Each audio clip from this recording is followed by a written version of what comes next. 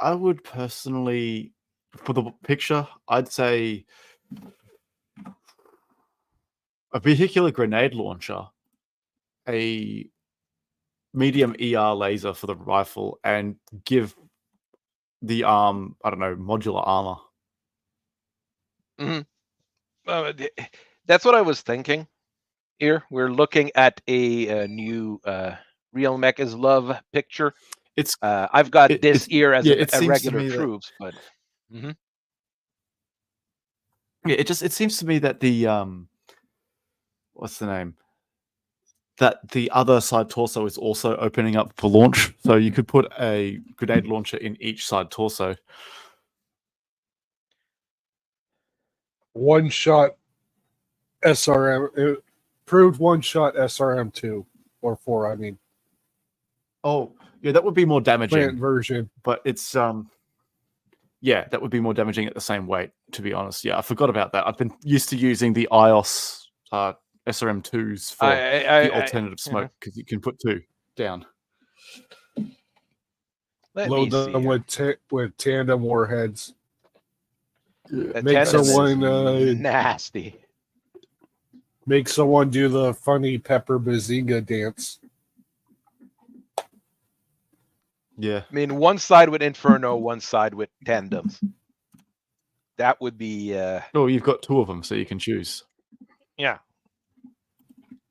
But acid. Or what's the one that melts ferrofibrous? Because that's acid? Also funny. Acid? Okay. Acid. Okay. Because I thought there was one that was a special name for that. Yeah, acid.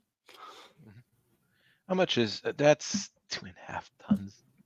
How much is an iOS SRM4? A clan iOS.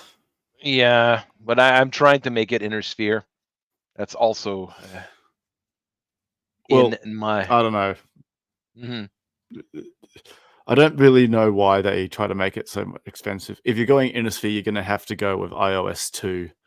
So at that stage, I'd go with the grenade. I mean, you're saving half a ton with the iOS for inner sphere. It's rather crazy. Yeah, that's how it works. You save half a ton regardless, other than the SRM2. I mean, something... I need a ton of You know what's ammo. really... You know what you do not do?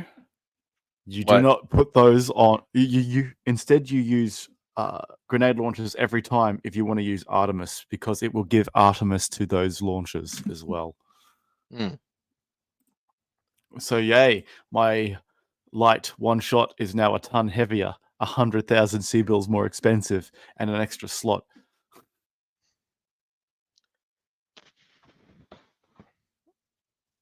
Jeez. Yeah. Don't fall into the Artemis trap. Artemis is good on like large launchers. That's the only place I'd really put them down for. Yeah, the Artemis 15 is 20. better than the LRM-20. I mean, unless you've got a good NARC delivery system, but good NARC delivery system in the same sentence is not the most common thing either. No, but no. Again, what was it? Yeah, no. An Artemis endowed LRM-15 is more reliable than an LRM-20. The only way the LRM-20 wins is in the the max damage. But the statistical damage, the 15 wins with Artemis. And if you're using Artemis, the 15 is the most weight efficient of them all. Sort of like the 5 is without.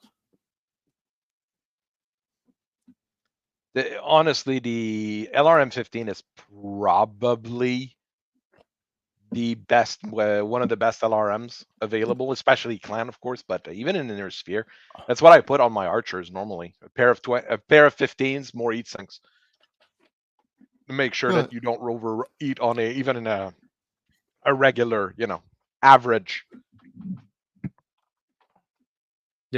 archer from the 30-25. I mean, that's not very good.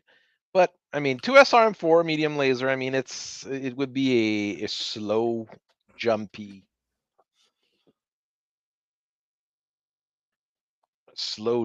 stinger. Not stinger. Commando. I'm not sure. This one here. Sometimes I get pictures sent by Real Mecha's Love and by a few other people. Sometimes I see just pictures and I'm like, what would I do with it? And I am honestly not sure. Because if you went with clan gear, of course, those 2 SRMs, you're starting to save weight. That ER medium laser would be a heavy medium laser. Things get really nasty, but I don't want to give everything to the clans either, you know? I've already but given a in the whole ill lot clan to the era, clans. but in the ill clan era, everyone's inundated with clan tech thanks to the Sea Foxes and their own factories being updated. It's it's the 32nd There's things century. that I have a We're fine. better. There's things that I have a better, more desire to have people use. Let's say, like I'm saying, GM. It's just that if you GM and their engines, yeah, they're gonna have clan tech engines because it's GM. There won't be any issues there. So And Ford. Again, it's who? Yeah. Ford, yeah. Well, Ford is on Ford, and Ford belongs to Clan Wolf. So Yes. you know. But again, many companies were actually trying to advance themselves to clan tech. It's just that the costs were very high for doing so. Kong Interstellar has managed to update to clan tech. If you look at what their Dark like Age I said, Black there's Knight is things able that to I use. see. If you read the recognition guides, there's things that you're starting to see that make sense and that is more or less standard per faction, like the Federated Suns having clan grade auto cannons. That makes sense. Again, it's proof of what I'm trying to say. Yeah. That there is also a lot of clan tech coming out, because why not use the better gear if you can? It's No especially real war that is discussion. ever waged by people who want us. That discussion always comes up, and it was in the recent Sarna interview with Randall, with Randall. He was saying like, but it's so we have some differentiation, and it's like you can have a horde of Sherman versus a single Tiger, and the Shermans are going to win. Yeah, but that's the thing that a lot of people keep saying, but people don't realize that by the end of the war, the Sherman was already outdated as well, and the U.S. were building the Pershing. Yeah. I mean, military tech grows Exactly so quickly. And it's the reason for so much other technological advancement. And it's just along that line. No war has ever been waged by a power that wanted to give its opponents a chance. That's why the not clans how you lose. win, and you don't wage war to lose. Yeah, that was the pitfalls of the clan problem, which was the only thing to make them interesting and not just a curb stomp. To give them this culture of limiting yourself, but also the attitude they have about melee weapons is the attitude I feel the Blakeists had about them in general. You know, we're not going to use that. It's vulgar. Behold, the greatest technology we've ever made, used as one would an especially sharp rock. And then, I mean, all those the rules, successor states tried to join in with that shit. I mean, all those rules were created because when you were playing tonnage versus tonnage, there was no way the Intersphere could ever do anything. So that's where that came in. Exactly, which is why they started using BV. But BV makes a lot more sense. I mean, tonnage versus tonnage. That's the I thing say they it didn't every want to stream. do. It was a nightmare in my youth. And I mean, it as for the Intersphere, what it hanger did versus hanger. Hanger versus hanger. Depends on the hanger. Yeah, I tell my friends who I'm getting into the game that I will print them 1 Union dropship's worth of machines. 12 mechs, that's reasonable. Or you can fuck around with the hangar space. One of my friends managed to fit a binary into it using a lot of vehicles because he uses nothing heavier than 50 tons on his crawlers. And so you can fit 2 of them in a 100-ton hangar as opposed to 1 in a 150-ton hangar. Yes, you have to use 2, but that's still 50 tons saved. mechwarrior saying what I also said in another place. The Sherman was barely relevant when it was released. The gun was too small. The second version was okay. I mean, the first version also had shitty armor, and the gas tank was exposed. So the original Sherman was a very, very bad tank. The Sherman EZ8 and the Sherman, the later Shermans with was an 85 and an 88 cannon, depending on if it was the US or the British version. Yeah, those were good tanks. And they were, once again, at the peak of technology. They were not the antique things when they were released. They were pretty darn good tanks, at least at that point. But then you had the Pershing that came out just a little bit later, which was just superior in every way, except that it was bigger. You know, war is war. And as a guy who plays Italian, in every single World War II games, F the Sherman. Because even the basic Sherman outguns every single thing I bring on the field. Maybe I should stop playing Italian. I think that might be my problem. Hello, Lord of the Waste. How are you doing this fine evening? Yo, I got in right as we're talking about World War II tanks. And making fun of Shermans. Yes. They're really not that bad. The Chieftain has a video.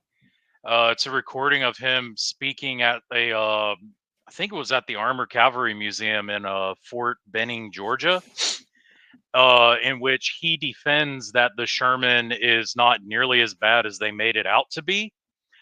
I don't know about all that because I'm not a War Thunder player, so I don't have the stats and statistics memorized and on hand.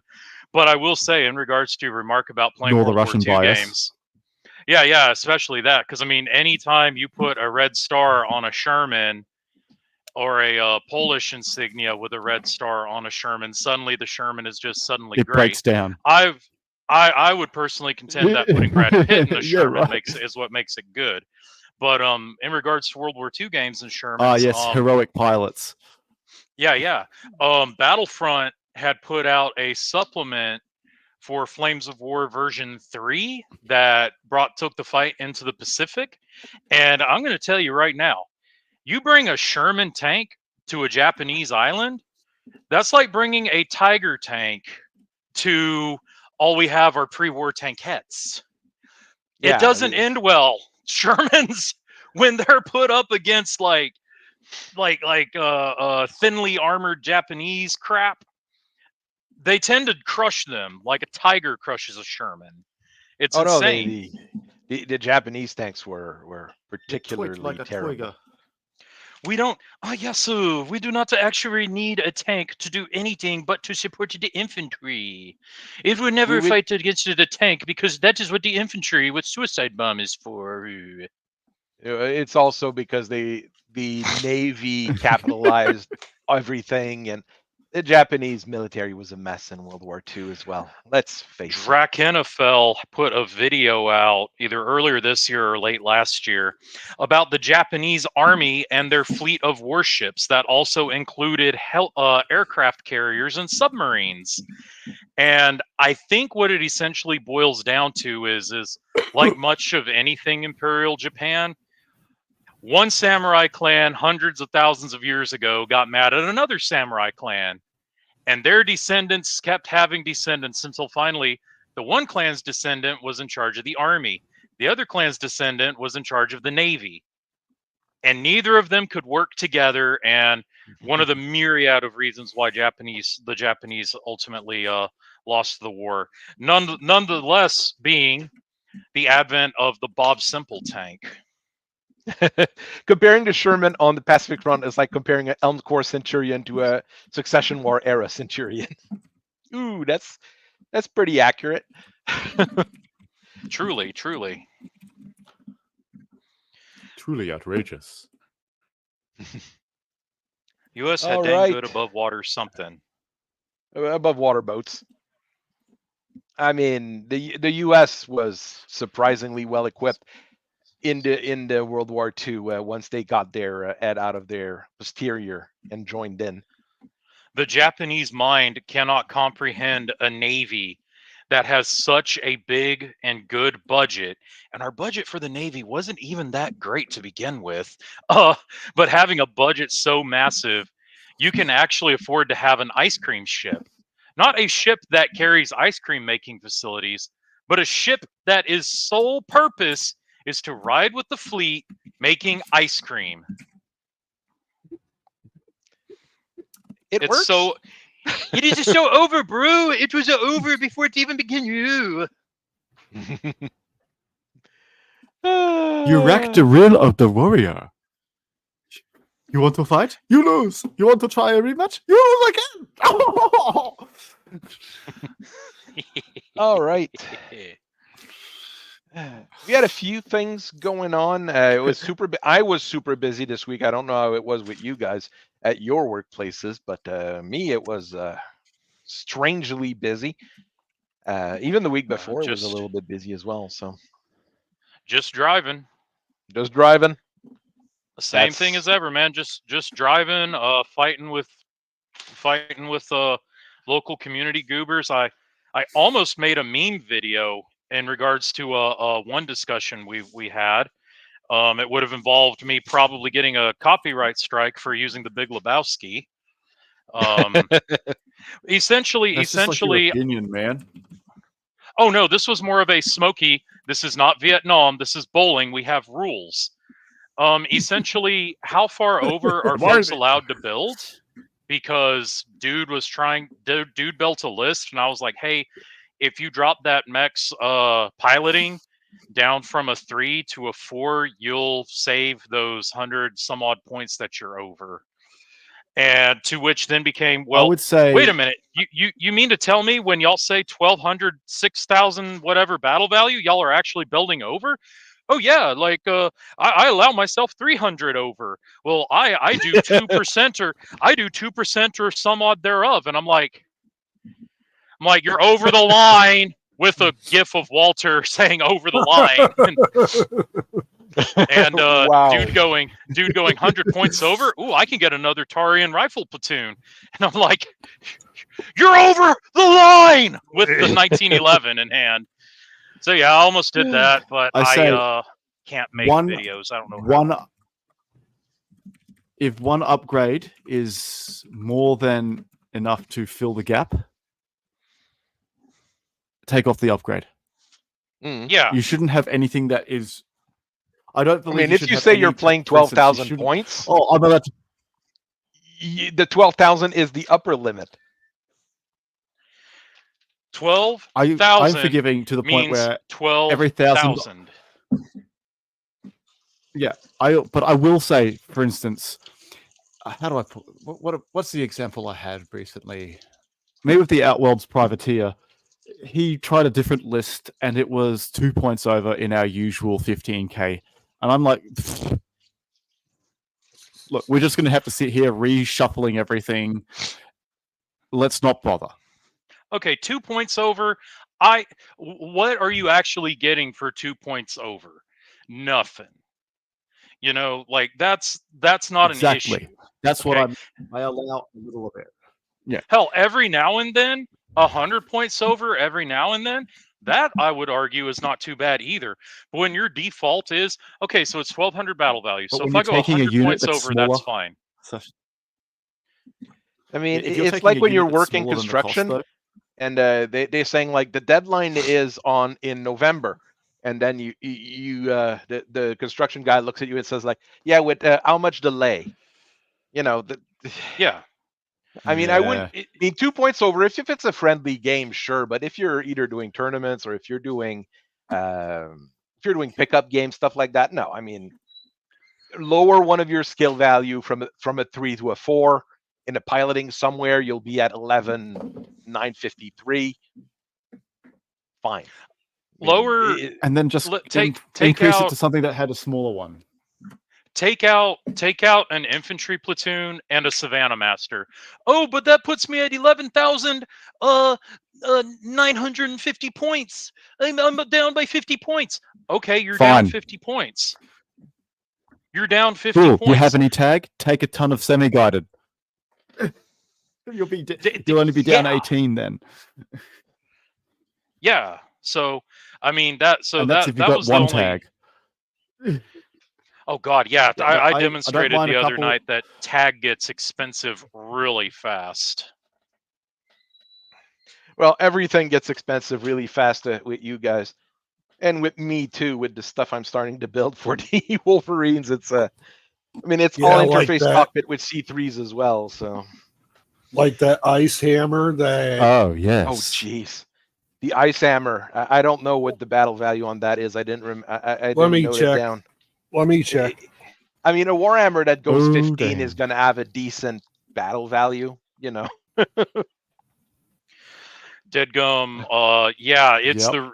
it's the reason why I said, I can bring 4 torrents with 30 tons of bombs apiece. That's 30 homing bombs apiece. So that gives me 120 bombs to drop. Yeah, I'll do that. And just adding in 1 tag unit, oh my God, that's insane.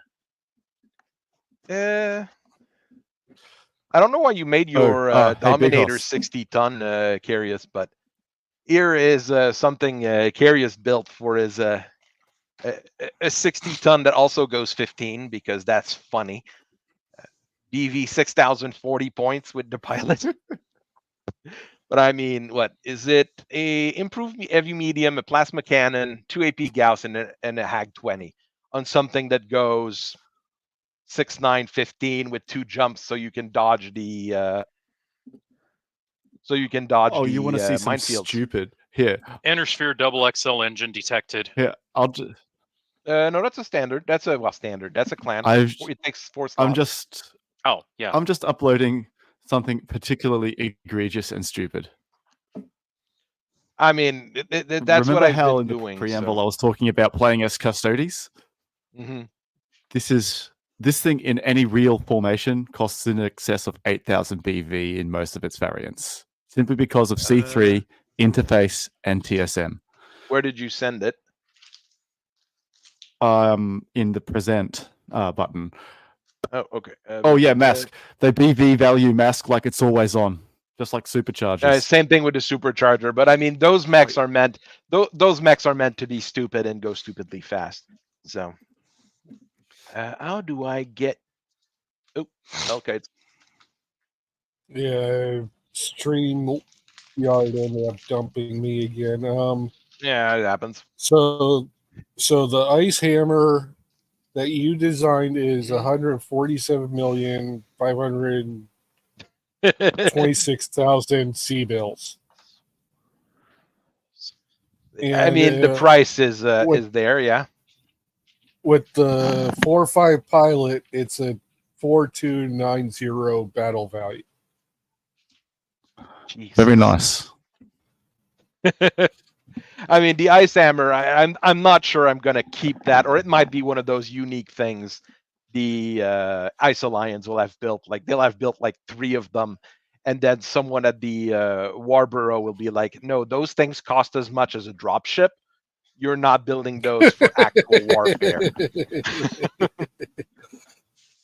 It becomes a hanger queen. Fuck. I mean, the Ice Alliance are supposed to be stupid in Vengeance, but I don't think they'd be that stupid. Yeah, they really need a redemption arc. I just sent you my particularly egregious example. All right. Where did you? Okay, you send it in present. I don't know how that. I'm done with those things. No, I'm resending just the picture, just the Okay. PNG to you through Discord. Okay. I'm gonna copy it and put it in the. Yeah. Copy. image. Angry Quebecois noises incoming. Mon Dieu! Tim Hortons! Ah, Poutine! nah. On. Well, I mean, Suck 4,640 BV. I mean, it's cheap compared to the Ice Hammer. That's Improved just sensor, bad 4.5. reputation, good reputation, That's just narrow 4.5 profile. with no VDNI. Yeah. So one LRM-15, 3 Battle Armor This VSDs, is- a large pulse, another LRM-15, a rotary AC5. Jesus. But it's Clan XL, interface cockpit, armored, because that's fun. Armored supercharger, because that's fun. I mean, it goes 10. It's still slower than the Ice Hammer or the Pursuit. goes Or the Pursuit. Pursuit. 85 special. tons though. It is 85 tons. That's the difference. Eh, It's the engine And on it's there. designed specifically to look as close to the Seraph original as possible. So people think, oh, it's a 3.5, maybe a 4.6 on TSM. So you move 3.5 and you're still getting the walking and running penalties as normal for a 3.5 at a 4.6. And then when you hit the Goldilocks heat level, you supercharger out to 10 hexes and they go, wait, what? Give me a look at that record sheet. I mean, if I And mean, then I they want to have see their TSM doom. mask available at some point. I'll probably have the rules written out officially at some point. Basically, they triple won't strength work. myomer for the mask. So when the mask fails, it impacts the triple strength myomer and not the actuators.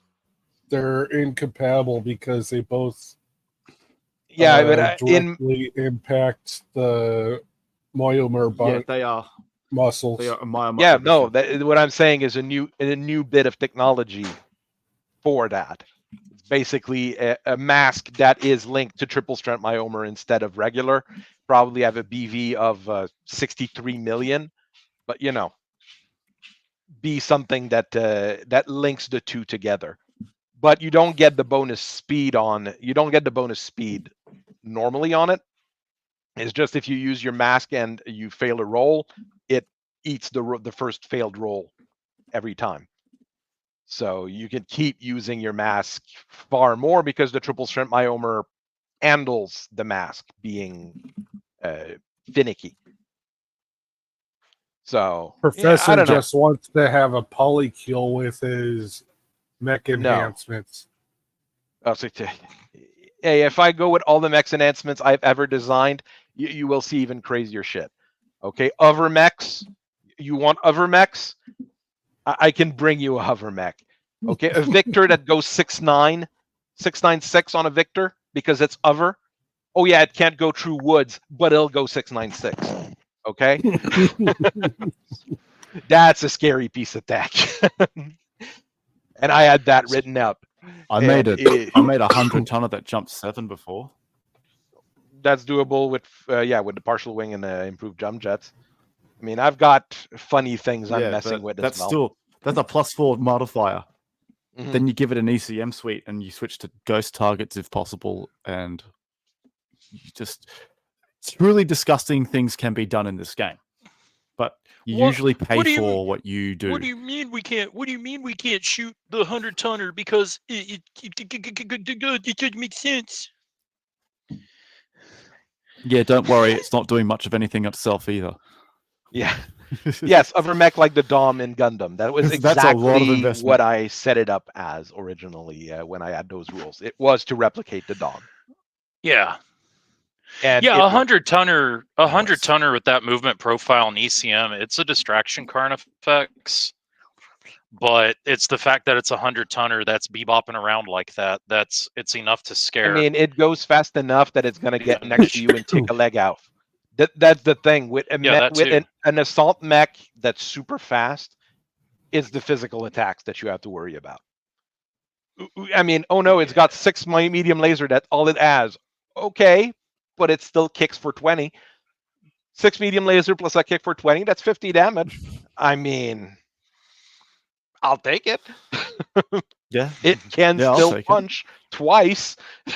Bonk, bonk. I mean,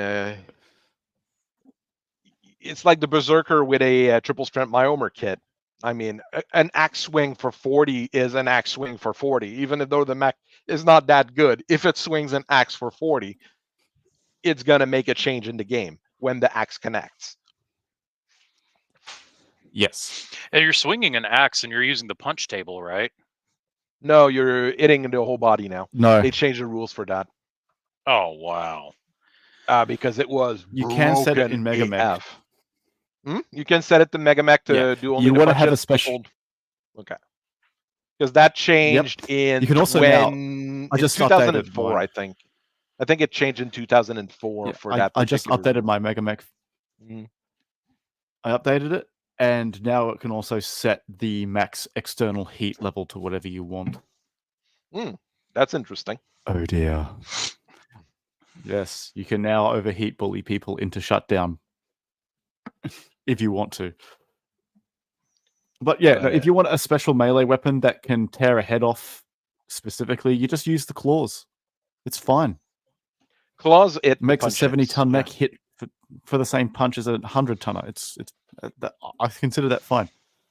The penalty to hit, my brother in Christ, if you're not activating a pilot that is good at melee fighting for your melee mech, you are not playing the game properly. Don't go 3-4, go 4-3. It's actually cheaper on the BV. Yeah. I mean, the Wolverines have started with what I've been doing. The Wolverines have been putting claws on a whole lot of stuff. But that's because it's the designs that I'm being given. So I'm going with that, right? But I mean, what's the Snow Crab, the GHI Mark II Snow Crab, 2 large pulse lasers, 2 claws on the ER medium laser, and a C3I. It's on what, a 70-ton? 70-ton that goes 5.8. Beast. I mean, it is pretty cheap as well. I mean, it's under 2,000 BV with the C3 and the interface cockpit. I could probably take off those case not 2s. Too bad. I could probably take off those case 2s. Oh, and it's it is significantly armored.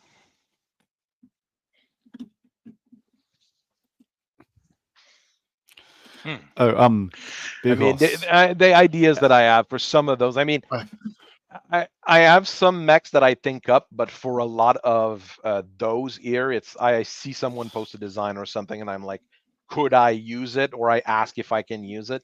I mean, someone sent me a Kit Bash Franken mech, and it was like, yeah, use that. Okay. Yeah. Oh, but also there's the Flauros that Alfarius has sent to me. That thing has on the road a walk speed of 6 at 95 tons. Yeah. I mean, there's all sorts of things you can do. Oh wait, yeah, no, a supercharger. So yeah, no, that thing is also using a whole lot of battle armor recoilless rifles. Okay, this one's pretty. This one's pretty it's terrible. Actually, rather tasty. This one's more terrible. That one's not the BTI Mark III P Crab, 700 BV, 4 ER small lasers and a light active probe. Yeah, that's a scout. That's a 20-ton scout. Yep. That's pretty good. I'll not lie.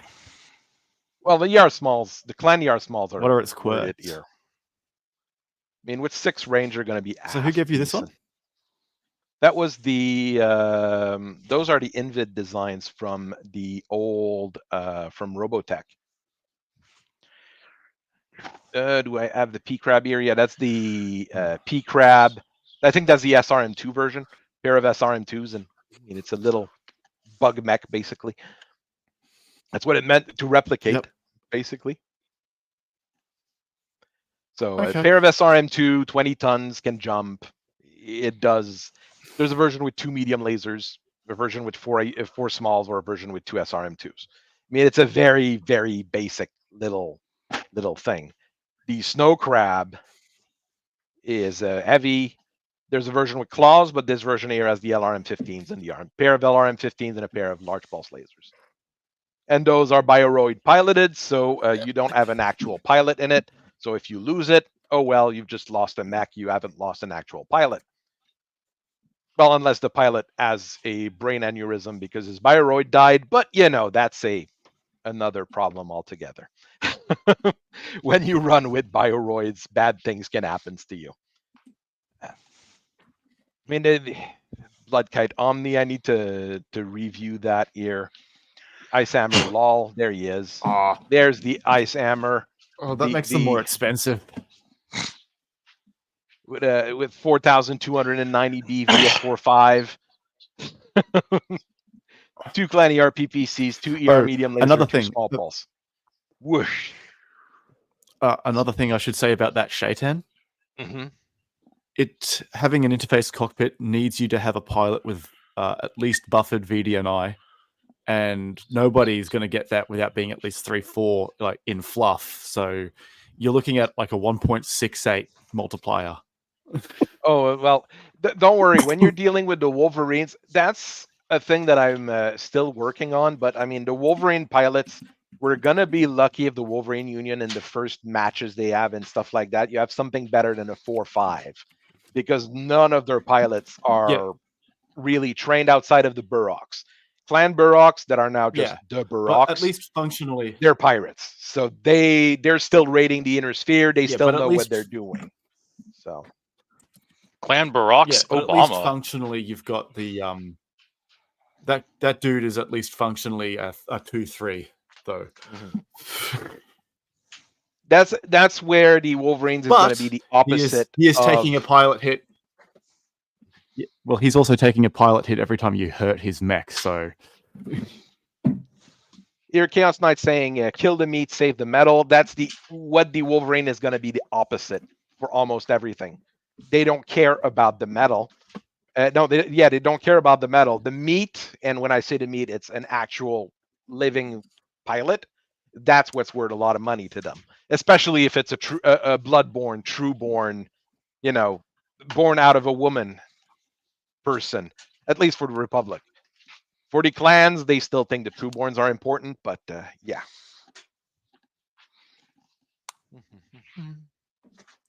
So yeah, the Burroks are still around, yes, and they've fully embraced being pirates. They changed a ruler title to Emperor of the Black Sea, and all the names of their ships are going to be classic names like that, and their merchant cast is as blood names that are based on the old pirates, because that's what the paymasters are. The Burroks are going to be a fun so they're named after rum. Pretty much, yes. But I mean, what's his name? Captain rum. Kidd. It's his eye. Paymaster Bacardi. Of the Bacardi Patron Bloodhouse. I have here to... Well, the paymasters are Nelson freakishly important against the Bloodhouse Morgan. But I mean, the paymasters are freakishly important in a pirate organization like that, because they're the ones who share the loot. So if you're going with the old pirate rules, the sea pirate rules from the 16th, 17th century, the paymasters and the guys like that were pretty much second to the captains, because they were like, okay, we're done with the looting. What do we do now? We split it based on our charter. And they all had charters that were very well detailed as to who got what, in what order, and in what ways. I mean, they make fun of that in Pirates of the Caribbean, right? But that was pretty much how pirates actually operated. There was a pirate code, and you had to follow the charters. And if you weren't following the charters, you were going to get ostracized by the other pirates. And there's nothing worse than being ostracized by the other pirates. Oh my God.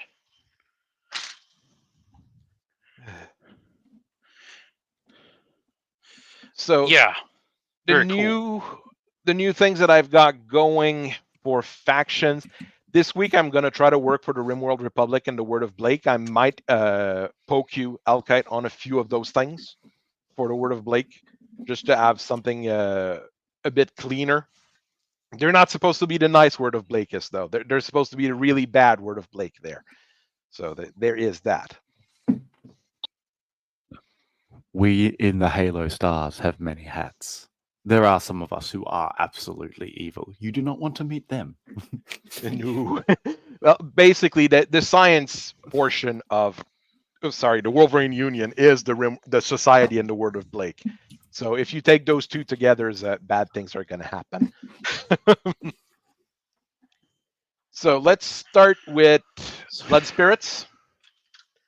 So I went full religious with the blood spirit. They basically get absconded from clan space, generally against their will, because they wanted to stay and fight, and the Wolverines were like, no, we're grabbing you and we're bringing you over to our territory so we save your life.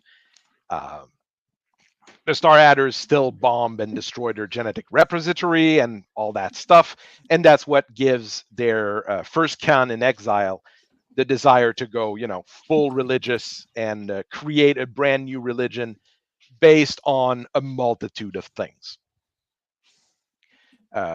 First being the blood house leaders and the blood houses being basically being viewed as Catholic saints. So they're the people that can intercede for you, and they're the people that you have to admire and live up to as a warrior and as a monk. So that's their big thing, is really that particular thing, and trying to be the best you can be, basically.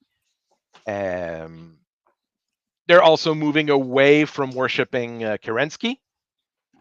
Kind of obvious here, since they've got kicked out of clan space, and they start putting more, being more towards the Wolverines in terms of what they see as good people. So you have a few different things here. What else is a bit different? MechWarriors are really viewed as Templar Knights more than anything else. And the protomech pilots, because they're going to have a whole lot of those, and battle armor operators and all that stuff. Well, they're their squires, their attendants, the people helping out and serving them out. If you're looking for religious clanner DW, Novacats were kind of religious. They had vision quests, things like that, and the Goliath Scorpions. But the Goliath Scorpions generally because they're eye on necrosia. But that gives you visions. So that I guess that works as well as a religious thing. So yeah, a 1 in 6 chance to be a 1-2 pilot, or a 5 out of 6 chance to be a 6-7. Woohoo! Isn't there also a chance to be a dead pilot, and now your mech's just kind of sitting there the whole game, not doing anything because the meat's dead? Fun facts with necrosia. Yeah.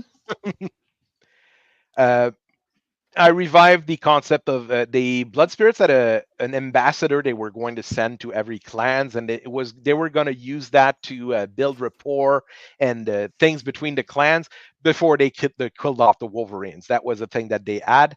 They're bringing them back, but they're ambassadors and missionaries now. They're trying to spread the religion at the same time. So we have that going on here. So I have a little bit of fun here with this here.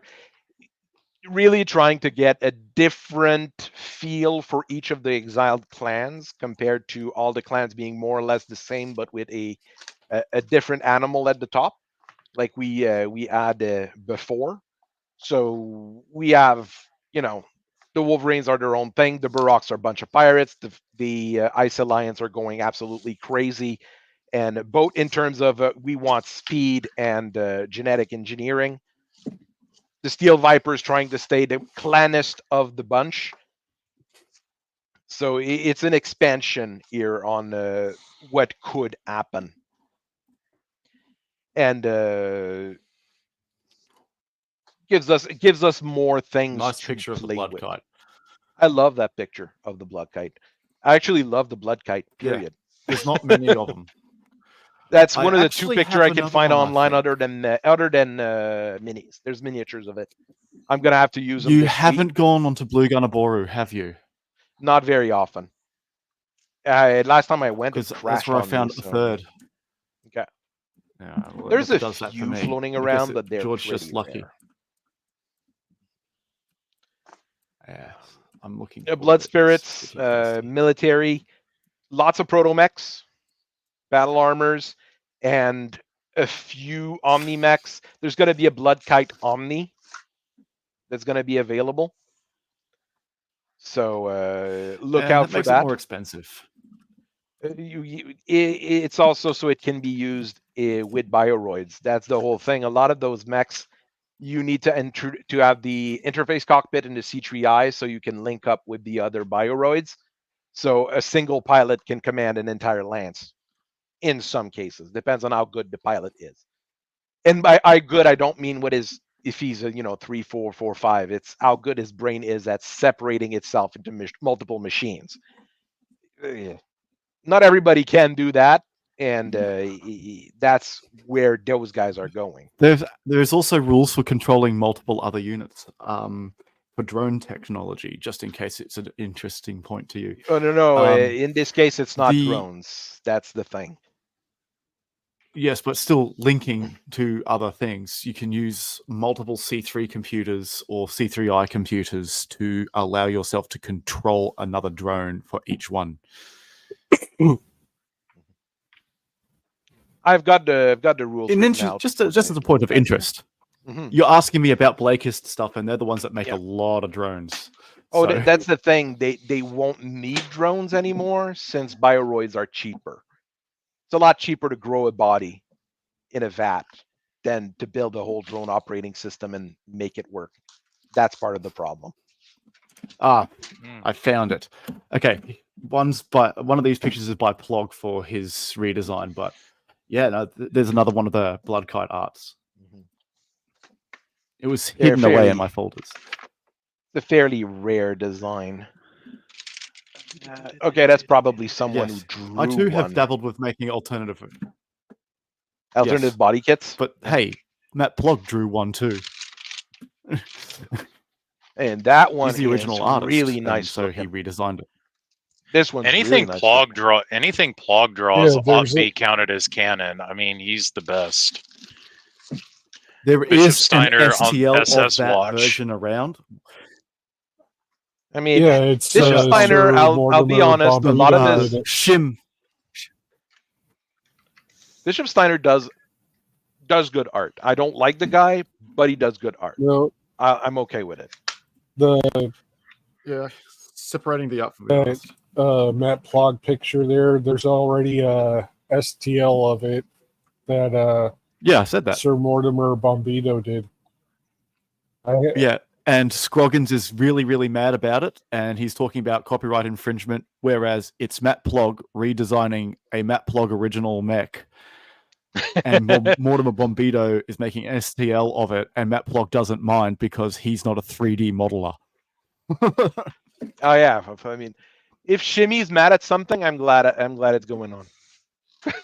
if he's mad if he's mad about it, if he's trying to get it taken down, if he doesn't like something, that tells me it's pretty freaking cool, and I should definitely look into it.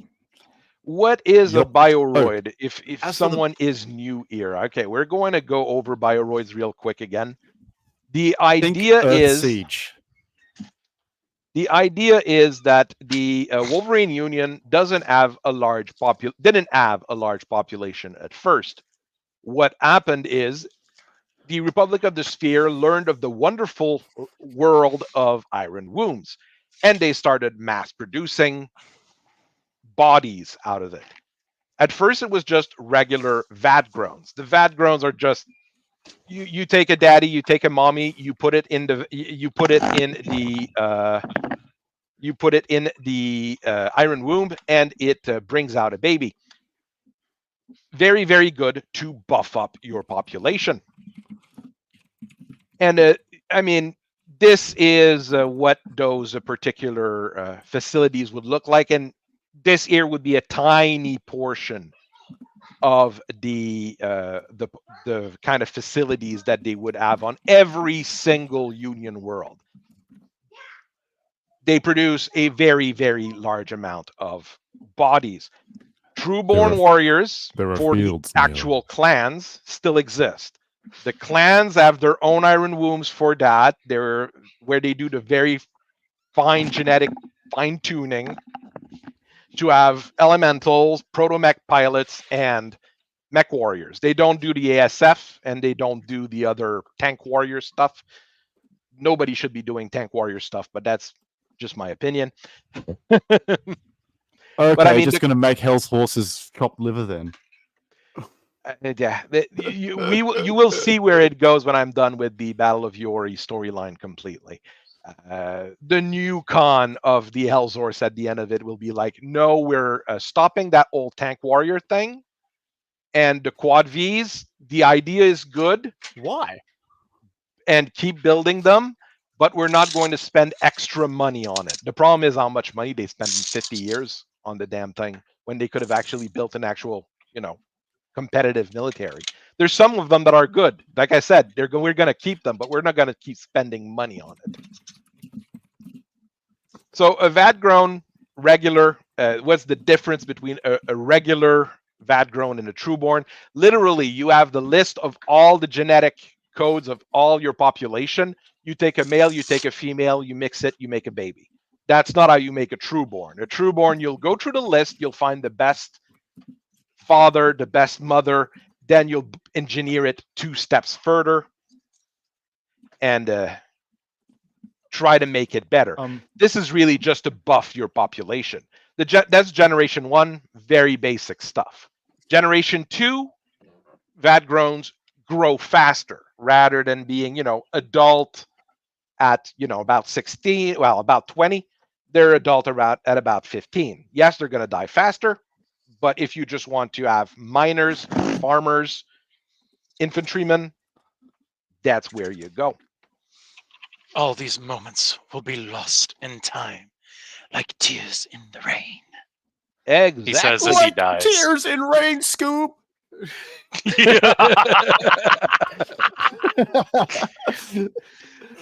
Your Gen 3 VAT-growns, at this point, they're adult at 12. They are sexless because sex is useless for them. They're meant to be, just workforce, or in the case of Isolian, that's what they decided their trueborns would be, because we need to grow people fast, and everything in life needs to be fast. So that's the life of a Isolian.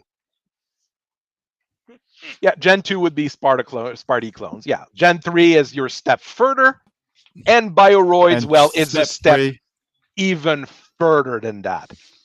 It's basically a human body that grows in about a year in the tank. Then you take it out of the tank, take what's left of the brain out, because the brain is pretty much pointless except the lower brain. You fill that up with implants. The rest of the body you fill up with implants that the Word of Blake designed. And then you stick that body in a cockpit, in a protomech, or in a battle armor. And then you have another pilot. I do have a question about this when you're done with this explanation. Then you have another pilot, that's the Bioroid Commander. Basically, every Bioroid is linked to him. And if you go by game stat, every Bioroid has the same stat as the Commander. And if a Bioroid dies, he takes a consciousness check and a wound because, well, he's losing part of his body. Hey, Mobius, how are you doing?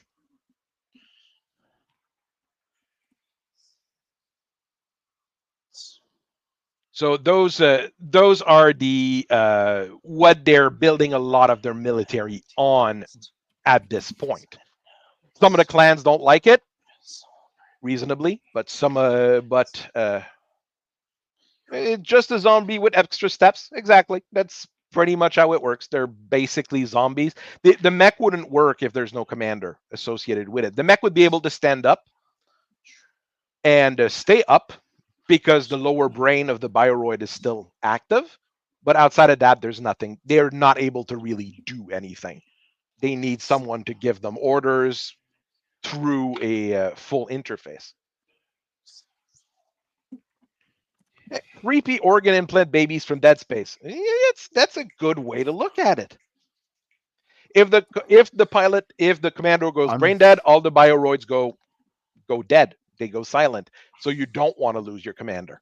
That's why the commander mechs are all built completely different from the, well, not completely different, but different from the line mechs. You're generally going to have So it's easy to tell them ferrolamellar- apart. Yes, that's one problem. But they have hardened armor or ferrolamellar or, you know, the stuff that, and they're generally built for longer range combat while the line units get in your face.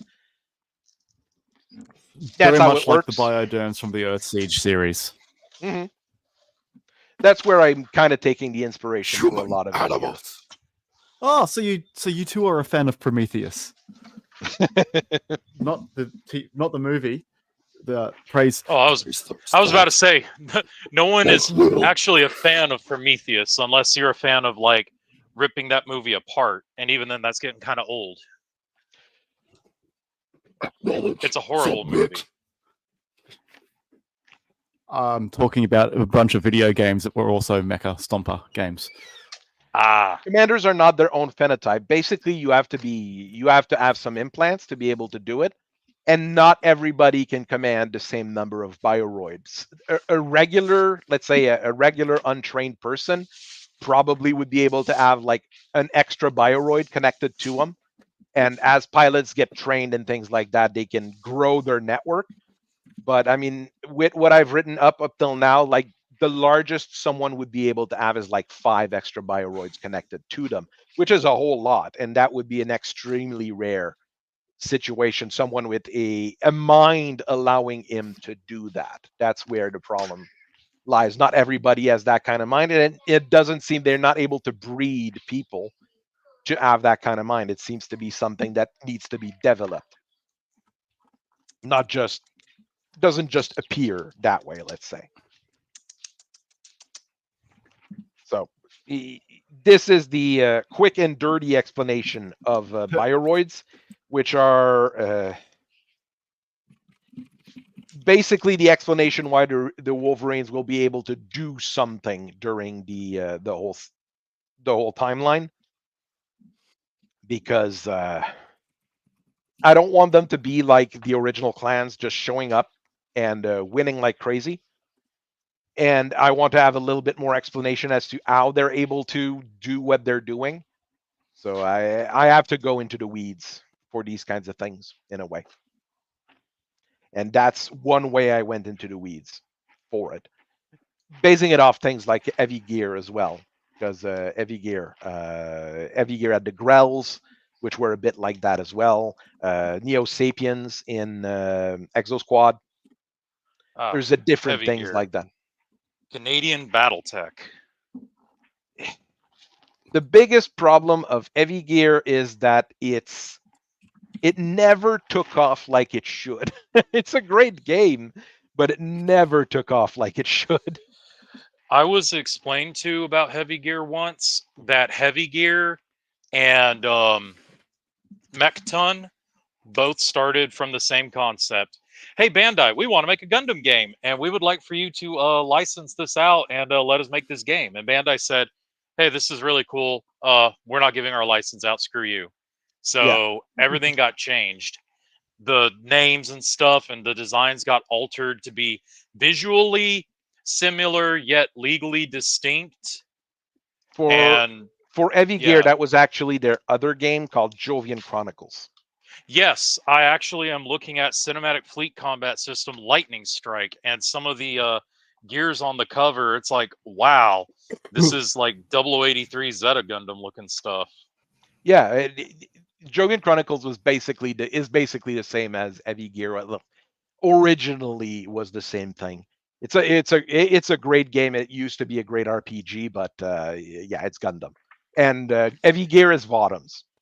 It's not difficult. Okay, I can see that.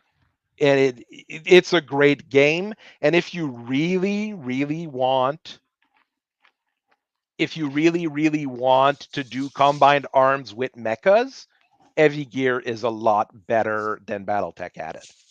Because your mechs are a lot smaller, the tanks are a lot, well, they're tank size, but the mechs are smaller.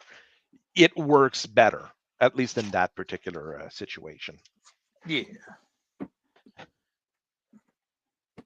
Yeah, Jade, all of those are the same thing in Vengeance. The Wolverines are part of the... what you have is the Wolverine Union. So the Wolverines and the RimWorld Republic started working together when the Wolverines ran away. The RimWorld Republic exiles were there. And what they've done is basically rescue every clan and every organization that they could to bring them over to their own territory, where they're planning to get vengeance on both the clans and the Inner Sphere. The Wolverines want vengeance on the clans. The RimWorld Republic wants vengeance on the Inner Sphere and the clans.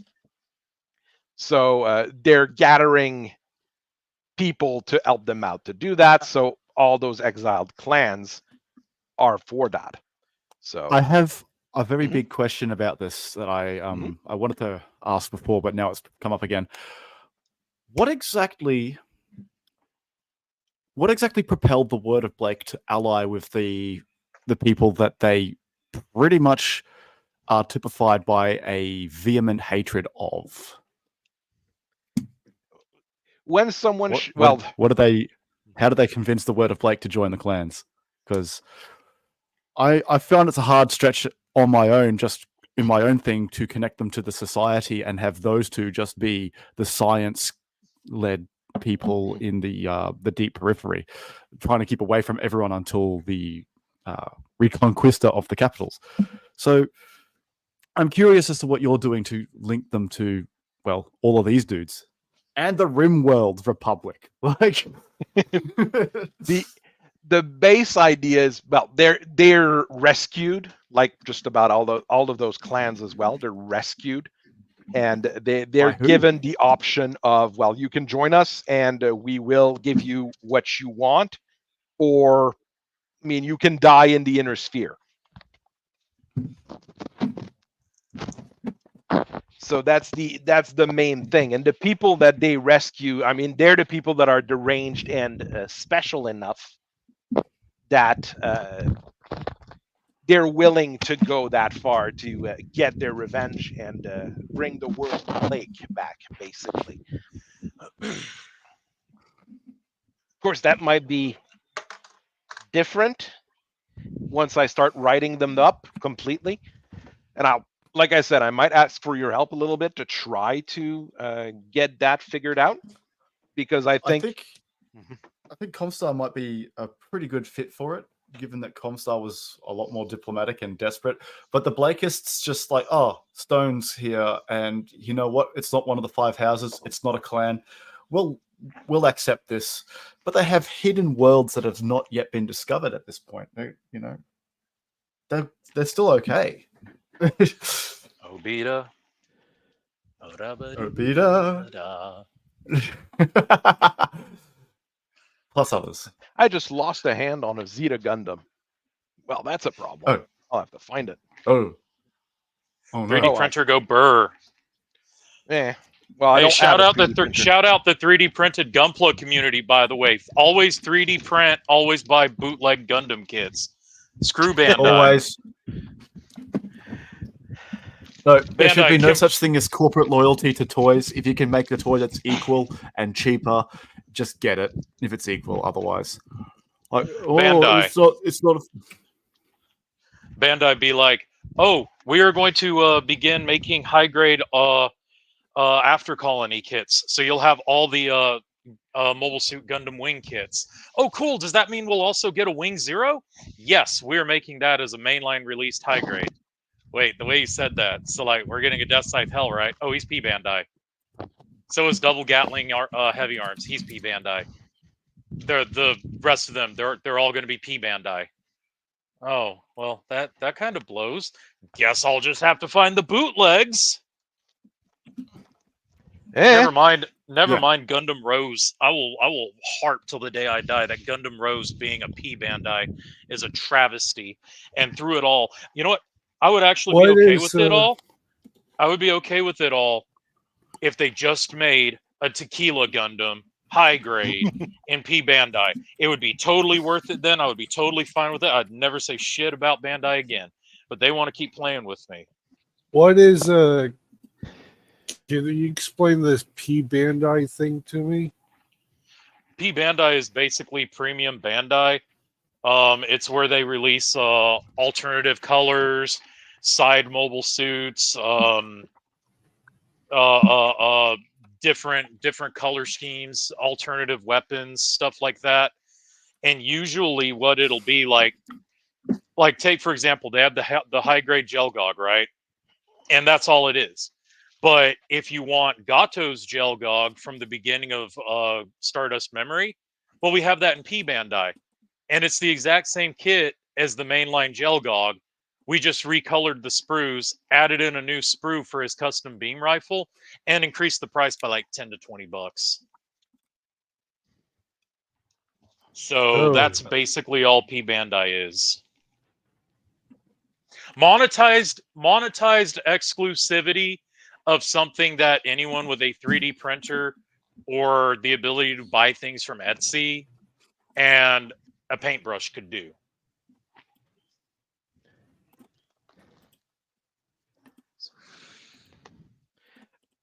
That's just my opinion. It really depends on my side. I mean, I'm not buying the expensive kits anyways. I'm just happy with the ones I got, and it's mostly for my kids, so he gets something to do with his hands rather than just either study or look at things. So, at least until you drag him kicking and screaming into Battletech. Well, he played a couple games with me already. But that's now you gotta get him to start painting your miniatures for you. After all, that's why you had kids, right? I wouldn't ask him to paint. He's really not that good at that. How old is he? He's 13 now. Ah, right. Because my Hellboy, I've gotten him into playing Gaslands with me. Oh yeah, I mean, playing the games is usually not the big problem. He can get mad when he loses, but that's normal. I've decided that me and Mini Wastes are going to be doing Alpha Strike. He simply, at 8 years old, doesn't have the attention span to keep up with the minuscule rules and the record sheets and all the information therein. I understand, and I don't think that's terribly unreasonable. Do you have a couple of low-grade PCs that you can network? I'm sorry, like computers? Yeah. I mean, I have my old busted laptop that I keep around because for some reason it actually wants to run Solaris Skunkworks. Well, if you could get 2 PCs and get mechwarrior 4 running, you could fight each other. Oh, that PC will never run mechwarrior 4. He has expressed interest in mechwarrior 4. Yeah, no, it's old and busted. What's up, buddy? All right. No, it's old and busted, completely outdated. It takes forever to boot up. It barely wants to go on the internet. It's not something that I would attempt. But still, running it on my PC and letting him run around with that, and hell, even letting him run around with MegaMek to watch the computer and how things are calculated and stuff. Yeah, I'm totes on board with that. You can hot seat MegaMek. Yeah, do that. That's what we're gonna do. We're gonna You don't need to teach Alpha Strike and then Battletech. You can just teach the Battletech with an easy, helpful interface. That Zeta Gundam is a piece of shit, is what I'm there's learning multiple right ways now. of doing it. I'm fighting with it, and it's losing other bits now. I mean, around my computer desk is not the best place to lose those bits either. Yeah, I might. WJ's got the good answers.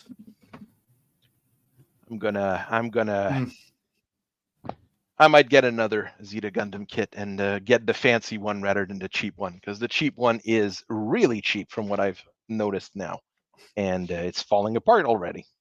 While the gems I have are indestructible. Go Jim! Best investment of all time, getting a whole bunch of gems. Oh, thanks for reminding me. I have to go check up on the paint for one of my miniatures. I'll be back in a few minutes. Yeah, I'm going to have to try to see what I do with the Word of Blake. Like I said, I was going to do that probably this week. Try to write it up. I've got a few different ideas, and I think I have an idea that there might just be the bunch of Blakeists that even the other Blakeists didn't want around at the end of the jihad because they were just that bad. And another thing you need to know, though, Devlin Stone was a RimWorld's Republic plant in Vengeance. So Oh, I thought he was one of the Steiner Davians. there's a few different options, and it's never clearly said. So I went with him being a because original Devlin, Davian, Steiner, Stone. I went with him being a RimWorld's Republic plant. He was sent to destabilize the inner sphere, and he did a pretty damn good job at it, if you've noticed, with the Republic of the Sphere. But they didn't expect the Clan Wolf to actually, win in the end. So they have to try to fix that. Oh, I gotta go. Hellboy's having a hard time. Well, oh shoot! Wish him a very nice. Wish him a very nice day for us.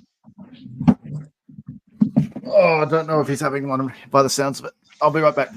Mm-hmm. Yeehaw. Clan Monkey did have a write-up for them. My idea for Clan Fire Mandrill was that they were still going to do the stupid monkey thing at first.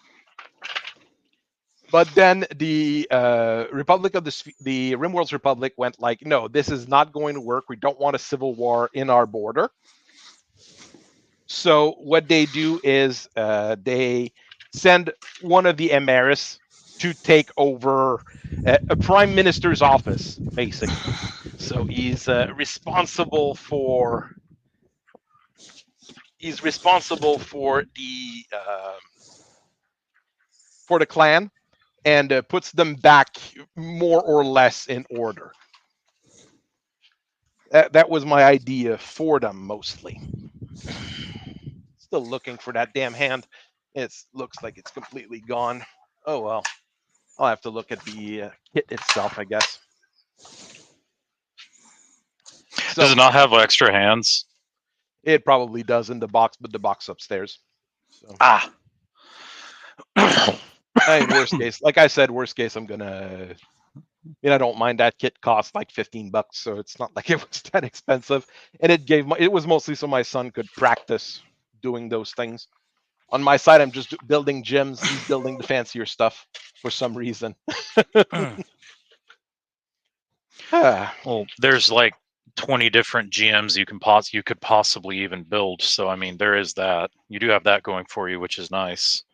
Well, that's my goal. I'm trying to get all the generic low-grade mobile suits like that. I've got the Jegan coming in this week. Oh, nice. The re-engineered Gundam Zeta, the Regis. This one was on special. It was like half price. So I was like, yeah, you're twisting my arm. I'll get it. Regis. It's an odd mech, but I like it. No, it's just the way it's the way Bandai names the mobile suits. Like, it's like, dang, Bandai, you really don't understand the implication of what you're saying there.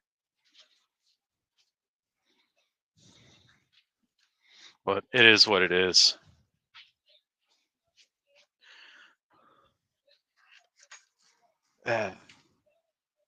So our friends in the Ferryman role rebuild themselves around that prime minister's office. So the Khan's still in charge, but the prime minister is the one, taking all the real political decisions. Mm-hmm. And one of the issues is that the Emaris, well, they have a tendency to die real young because of that virus that Kerensky built to kill them. So, the first guy that they have dies pretty young, and he's replaced by a new guy recently. And he's also a commander of 6 regiments of troops. So if the Fire Mandrills decide to go baboon again, he has a hammer to smack them, basically.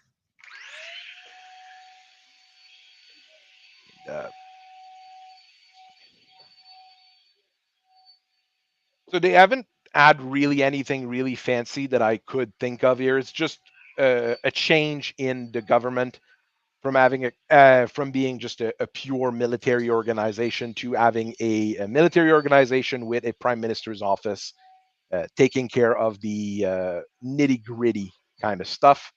I need to get in contact. I think it's Raxus that had built the Silverback on Battletech. Need to get specs on that and possibly the Mini because I think she made a 3D printed version of it. Ooh, very nice. She's very talented. Yes, she is. And I'll need to either draw up or have someone draw up or figure out what I want to do with that Urangaru Omni-mech. But that's a pretty simple thing here. It's just a mech that they have. And they have great names for planets: far away, close by, and over there.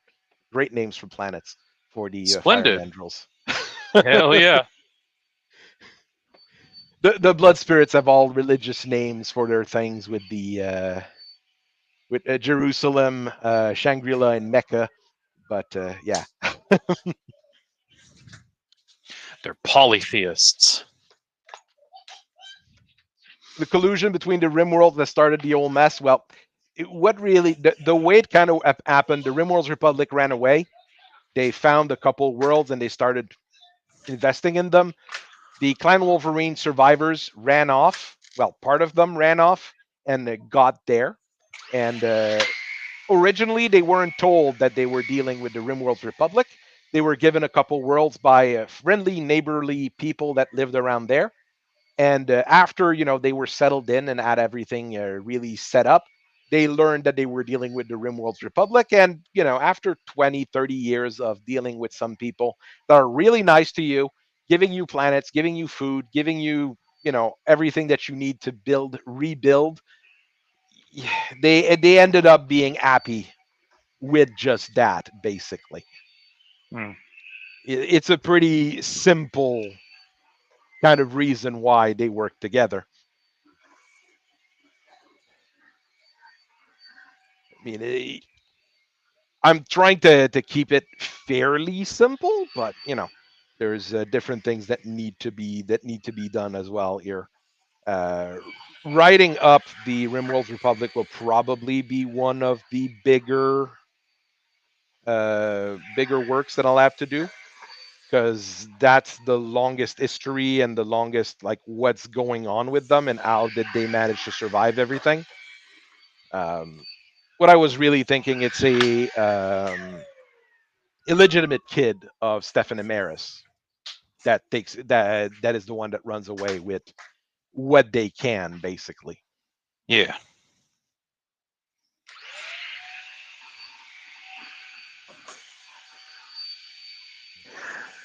Oh, I mean, it works.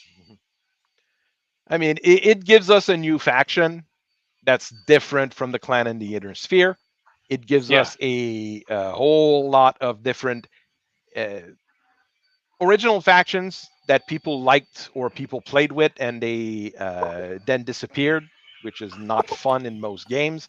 Gives them back in the system. So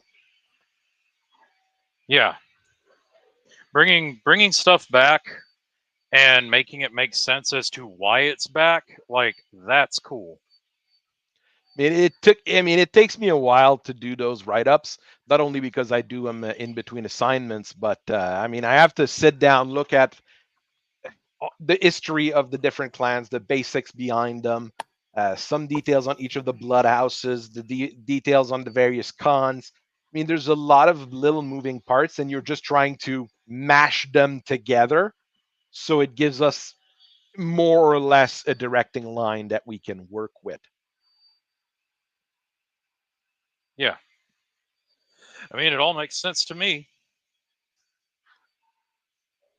The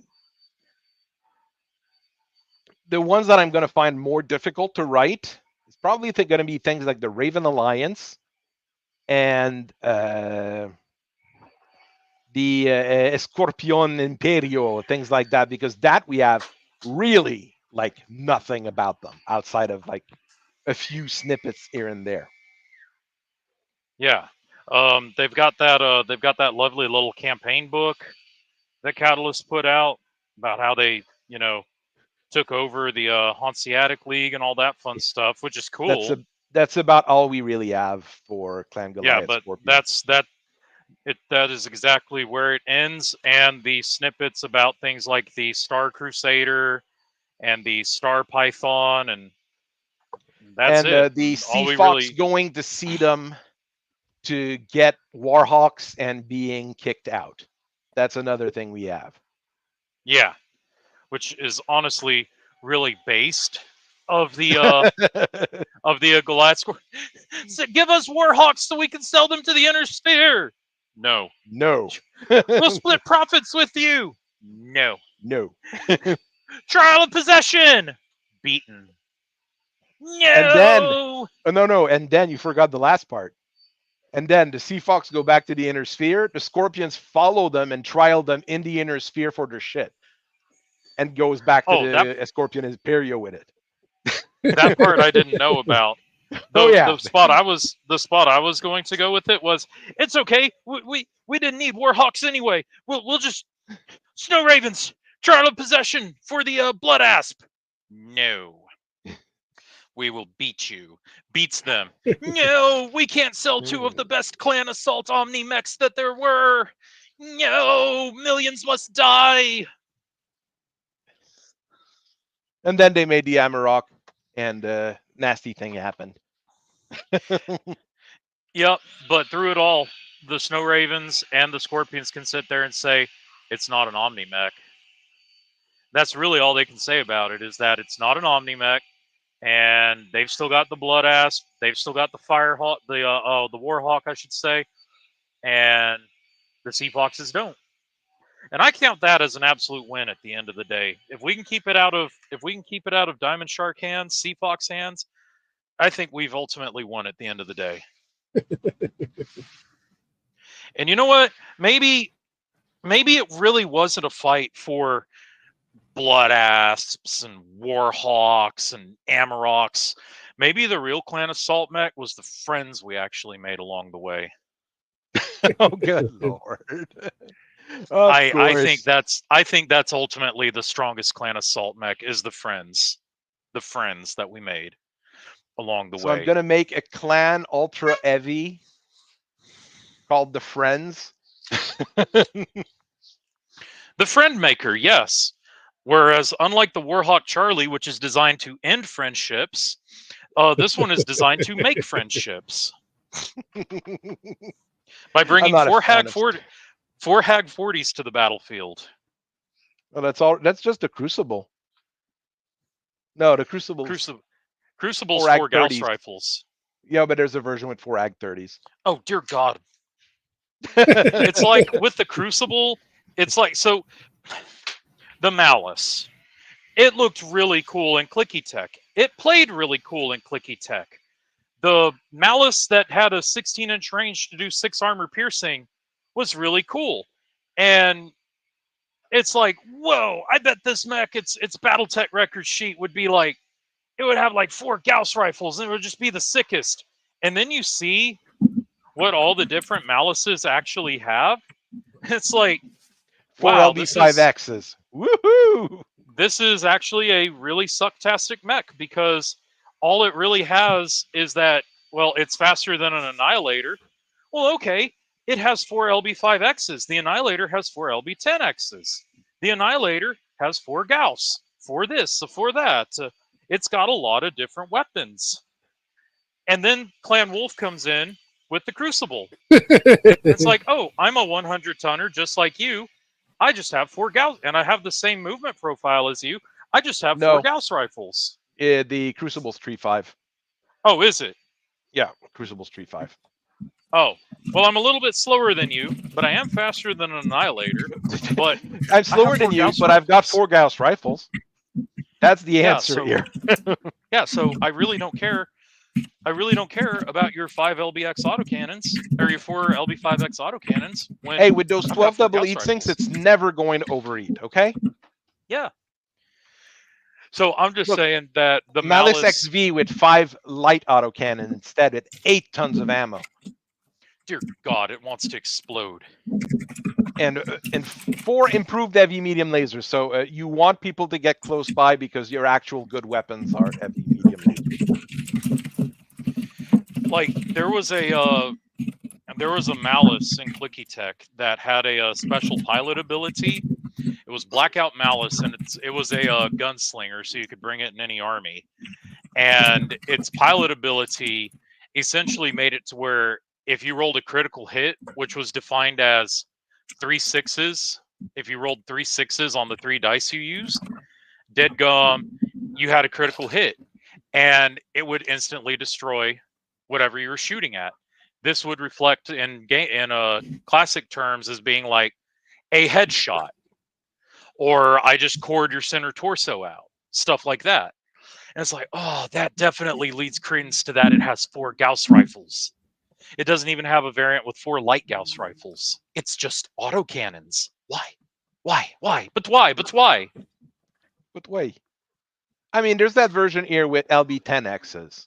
4 LB10Xs, well, at 4.6, I mean, at least it's basically a fast annihilators. That's not too terrible, but it's Clan ER mediums as well. So it ought to have Gauss. It ought to have Gauss rifles. It should have silver bullet Gauss rifles. Because reason. Silver bullet Gauss. Silver bullet Gauss. That's LB10X. Yeah, an LB15 Gauss rifle. Because yeah, I'm reason. with it. Yeah, I'm with that. That would be really cool. A Davion flavored one, because Davion likes the silver bullet, I do believe. If Big Red hates it, that means we should probably start liking it. Jeez, that makes things hard. No, I think the Malice is... If I get more pictures of the Malice, I could do a video on the Malice. And I mean, it's supposed to be the premier mercenary assault mech of its age. And I'm like, someone at Eris Enterprise Design Group has a really good marketing team. Like, they've got like a fantastic marketing team. Oh, and they also make the Jackalope. Oh boy. Okay, that explains a lot. I just think they're neat. I just think Jackalope mentioned. I just think they're neat. I just think back to the not a lot of people know about this, but the it was called the Dave School of Art and Design or something. They did a promotional video for Clicky Tech. And then did like a full-blown like 5-minute short. And in it, an Aurora class dropship from the Wolf Hunters comes down and opens its doors, and like 4 jackalopes per bay on the Aurora jump out. And that's why it has the what is it, the compact quirk or something like that, to where 2 jackalopes can fit in 1 mech bay because it's so small. I mean, no. The Jackalope I actually like. This one here, I like. The Malice, I don't. That's the difference between the two. Yeah. My favorite Malices are gross, and not in a good way of being gross. Honestly, Defiant MechWarrior, my favorite version of the King Crab is the Carapace from MechWarrior 5 with 4 Ultra AC5s. The original version is a pair of LRM-15. I replaced those with SRM-6 to beef up the ammo on everything. 2 SRM-6, 4 Ultra AC5. My favorite King Crab is just the 10. Nasty. Oh, he's back. Yes, he is back. The one with 2 Ultra AC10 is also pretty good, to be honest. But no, 4 Ultra AC5s, it's so much fun, especially in MechWarrior 5, where you just press the shoot button and you see the buildings tumble down because of the autocannon bullets. That I just like the feeling it has. And it doesn't I overheat. can see that being a thing. And it doesn't overheat since like Ultra AC5s don't generate that much heat. So I like it. Yes, but still, my favorite King Crab is the 010. 2 LBX-10s, 2 SRM-6s, 2 particle cannons. Very tasty, very efficient. Great at blasting at long distance. Great at sandblasting. Yeah, it's pretty tasty. Mm-hmm.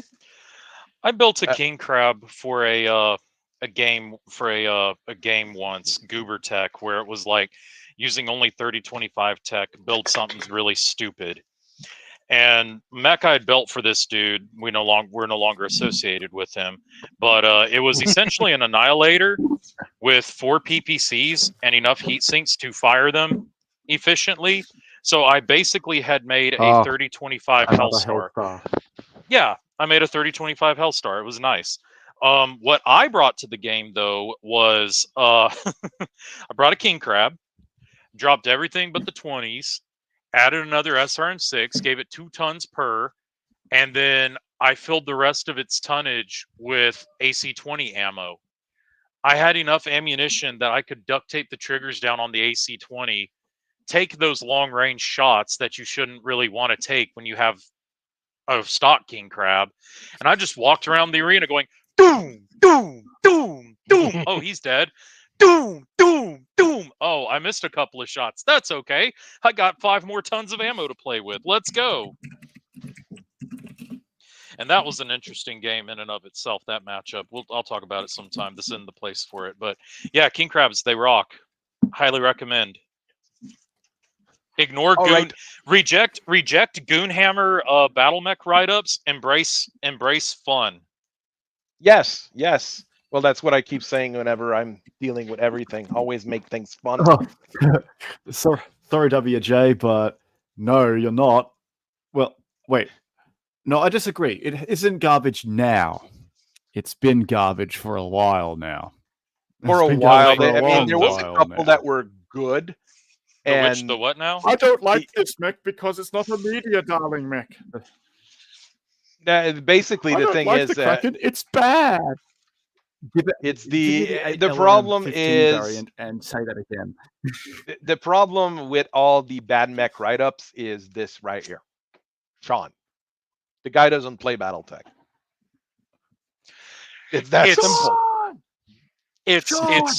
It's people who don't play Battletech and are just looking at it from a purely stats-wise point of view, or it's people like Goonhammer that do play Battletech, but they're playing it with unit bans and stipulations and this and that, and they're doing it for a competitive circuit. I'm okay with the competitive circuit if you stay in the competitive circuit. Yes. That's the thing. Yeah. I mean, yeah, they shut down the Kintaro. The Kintaro is awesome. Complained about protomechs. Speaking of protomech, Sean complained about while we're on the protomechs in an topic, article he we wrote, have it open. and then he went. But then afterwards, he's going on about how good it is to see the unseen 2Cs come back. The old art of that looked like it was fresh out of an anime. Like, oh yeah, no, the they were gross. protomechs are too anime. And then here, I love my anime mechs. Sean, go home. You're drunk. Outside of the Locust 2C, a lot of them didn't even really match the loadout. Where are the Where are the UAC 10s on the Phoenix Hawk 2C? I mean, the Phoenix Hawk 2C was originally the Shadow. The Warhammer 2C has all the weapons showing. Yes, it does. Yes, it does. The Marauder 2C has all the weapons showing.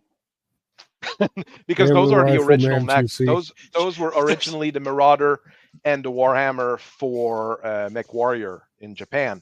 It's the Shadowhawk 2C that you see there was the Shadowhawk in mechwarrior. That's why there's a bunch of those mechs that were moved around to different versions.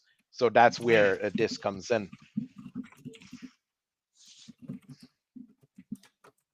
What are you talking about? There's only one way of playing Battletech, and is pressing the tab button repeatedly. Okay, the tab button does an alpha strike, and you just press on it every turn. That's everything you do all the time. Jeez, people, you don't know how to play Battletech? Here's the protomechs that we had a bit of fun with this week. Decided to make the our friendly puppers. We have puppers now with EI implants, and we've got armors for the puppers as well. You listened to Shane Gillis talk about the U.S. Army Rangers taking out that terrorist with canines one time and said, "Yes, I want the Paw Patrol. I want the Paw Patrol in Battletech." Exactly. Not because my kid's been watching Paw Patrol for 8 years now, starting with my oldest all the way to my youngest. We've seen every Paw Patrol episode about 20 times. But no, the original idea, I mean, I had that for G.I. Joe with the Dogmaster in G.I. Joe, but he was going to be in a regular quad protomech. But then I went like, yeah, could I do that in Vengeance? Yeah, okay. So I started, I pitched the idea to Derso, and Real Mecha's Love was like, yeah, it sounds cool because he likes protomech a whole lot. So it's the best person to talk to. He's the protomech Oh yeah, guy. no, I was actually hoping to get Dorsal Stealer. I wanted to use Mortos as art for the my own creations too. I mean, here, well, I did a little write up. I'm not done with it, so that's why I didn't send it to Carius. But basically, it's the scientist not starting the program, but first putting a dog called Vlad in one of those Lupa battle suits and testing it out. The dogs are far more intelligent than normal dogs. Okay, they're clan wolves mixed with clan coyotes at first to make a koi wolf, and then you mix it with a Malamute or a Siberian husky because those are a little bit more manageable, and then you gene engineer them to make them as intelligent as possible. So they're about as intelligent as, let's say, a 10 or a 12-year-old human. They just can't talk because, they're dogs. They're not humans. I'm not going full Paw Patrol on them. But when they're in their mech, they can talk because they can send you through the neural interface and the VDNI. They can send you what they're thinking. Of course, it's not going to be fancy, and some clanners might not like it. Well, actually, clanners will probably hate the concept because a dog shouldn't be a warrior. But that's how it goes. So we're going to have fancy little wolves with little suits in bigger suits. And if it's in the Bull Mastiff, it's going to have a bigger suit on before it goes in because it's a super heavy protomech. So you need an exoskeleton to get in. So it starts piling up. The Elmmaster is an actual regular protomech with a regular guy in it. He's basically the guy who's commanding the dogs on the field. Of course, the basic rules of Battletech, you have full units of the same thing, but for story purposes, normally you'd have like one Elmmaster and 4 of one or the other model, or 2 or something along those lines. But normally it'd be 1 master and 4 dogs with them per point, right? Yeah, per point. And like I said, warriors probably won't like that because those dogs will not have gone through their blooding. But, the dog's more expensive than a mechwarrior at this point as well. Because there's not going to be a whole lot of those dogs at first for Clan Wolf.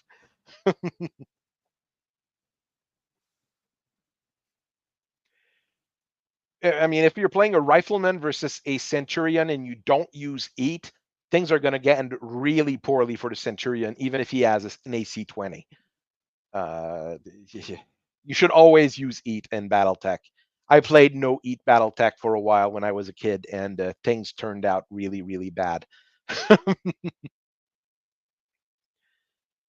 They're not broken either as far as as unit goes. This is a small pulse laser and an SRM3. Do I have them open? No, I don't. I'm gonna go and just go and grab it real quick so we can look at them real quick. I forgot. I didn't realize I was muted. I was just gonna say, I attempted one time to do those little half cards that come in the beginner boxes and stuff. Mm-hmm. I Yeah. attempted to do Battletech with those one time with the kids, and my brain couldn't contemplate not tracking heat. And the fact that Catalyst made those cards for all the clan invasion mechs from that Kickstarter, I'm sitting here and I'm like, do you know what I could do with a Warhawk Prime that didn't track heat? Or an That is a very awesome bad that idea. didn't track heat? Catalyst, what were you thinking? Expanding those sheets out to all the mechs. It's bad enough with just the stock Thunderbolt. I'm gonna tell sheets you a that they put secret. in those beginner boxes. I'm gonna tell you a secret. Ooh, I don't what's think that? Catalyst Secrets? cares. Oh, that's not a secret. There you go. But I Is mean, it It's Shadowrun? Is it Shadowrun? No. Is it a Kickstarter that we won't actually have to deliver on for another year like Leviathans? No, this is a game that you've supposed to have been putting out for the past like over 2 decades. Yeah, we'll get right on that. is it Alpha Strike? Is I it the mean- alpha strikeification of Classic? No. Oh, well, then we don't. Well, actually, no. Maybe those cards are the alpha strikeification of Battletech because you don't track heat on them. There's other stuff you don't track. I guess an argument could be made there. The Bull Mastiff is much bigger at 12 tons, 58 armor points. It's pretty big, but even there, weapon-wise, quad melee system because that's fun. AP Gauss, ER medium laser, and 1 LRM. Because I had room for an LRM. But I mean, it's half decent. And it's fast here. 5.8 with a Myomber booster, it goes to 10. Those are fast protomechs as well. With the since quads, I think quads the engine is a bit smaller or something like that. I'm not sure how the rule actually works for that. They get free movement points. That's why. But I mean, Just like they're fast. gliders. No, and you're like, oh, but why would you want fast protomechs? Well, because those things are the real reason Clan Wolf will be building those things is more for the police force than anything else, than the actual military. Well, originally it was for the military and things will happen, but that's more for the police force, and very fast mechs for the police force is a good thing, basically. Because when the police catches someone, that's a good thing.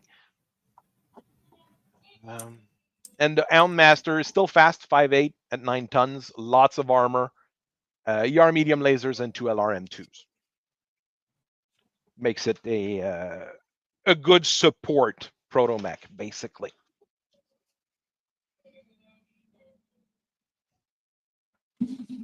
Never mind. I'm still fighting with those things. It's okay.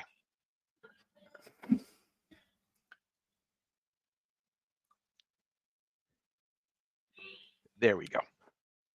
So I had a bit of fun with that this week. I mean, it just popped into my brain. I didn't have any. I couldn't write anything on the Battle of Yori this week. It was a little bit rough on me.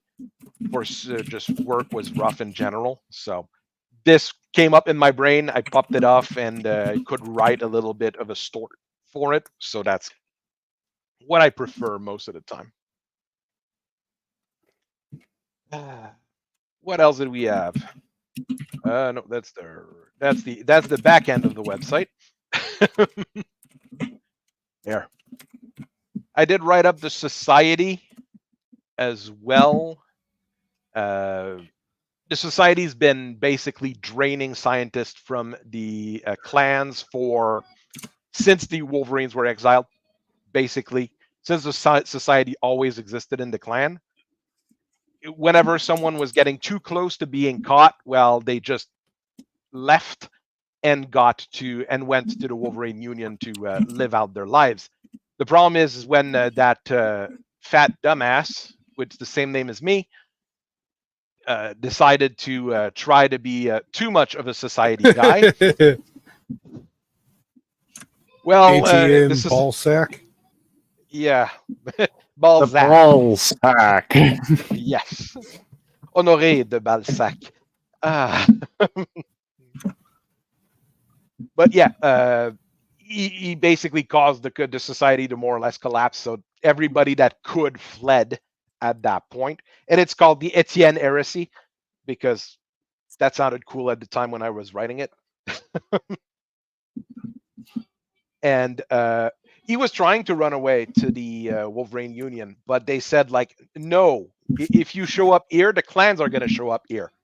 Fuck off. And he was left out to dry, basically, while most of the other scientists that were in the society that weren't directly, associated with him were like, oh no, there was a lab accident and everybody died. Isn't that sad? Everybody died in that lab accident. And 6 more scientists get sent over to the Wolverine Union. Things like that. I made a random general for them. I need to find a symbol or something for the union, a logo for the union, not for the union, for the society, because they don't have one. So I'm workshopping it right now. I had a few ideas, but it didn't come out right. And whenever I do a logo, it's usually too busy. So I'm trying to think of something more simple for it.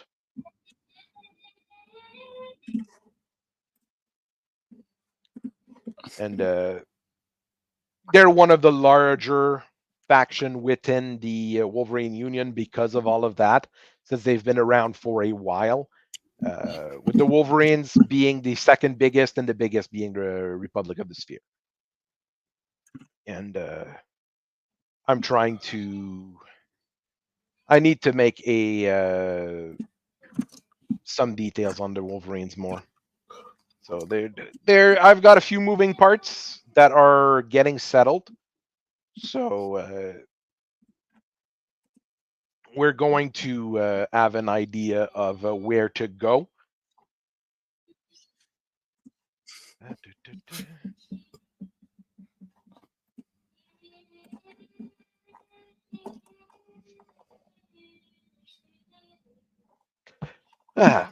So that's basically what I was able to get worked out.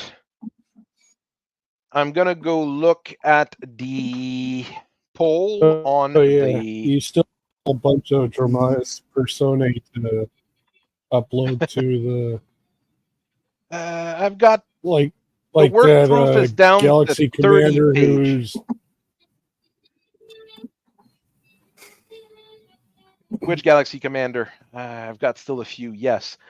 the one who's constantly fighting to keep her job, for example. Did I put her up? I'd have to double check. Nope. I think I haven't pulled her up yet. Yeah, she's a fun one.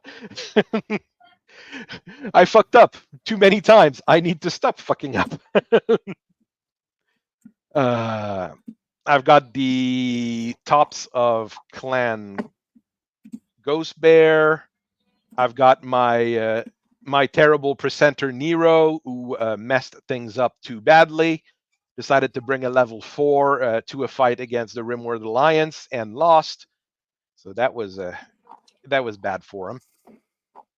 I still have a few battles I have to write up as well. How do I get to my community? Community. There's things that are weird about YouTube that I'm never very. I mean, I've been doing this for a while now, and I'm still bad at it. I'm terrible at thumbnails, that I know. I should probably hire someone to make thumbnails for me, but I am terrible at that. Community. Let's go see the poll where it's at. I have a feeling I'll be doing the Diva, this one, and talk about the 3 blood spirit machines next week. This week we've got the Mauler and the Grigory incoming. I don't like the Grigory. I hope Elkite agrees with me, but I don't like the Grigory. What's your complaint? It's too unfocused. There's a few that are good, like the one with the Thunderbolt 15 I like. There's the ones with a lot of PPCs I like, and then you get to like the primary configs and other things. You're like, no, it's all over the place. You focus on one thing. Yeah, it's just cramming all the missiles it can. I mean, go with 2 LRM-15s rather than a 15 and a 20 MRM. You go 220 MRM or 2 LRM-15.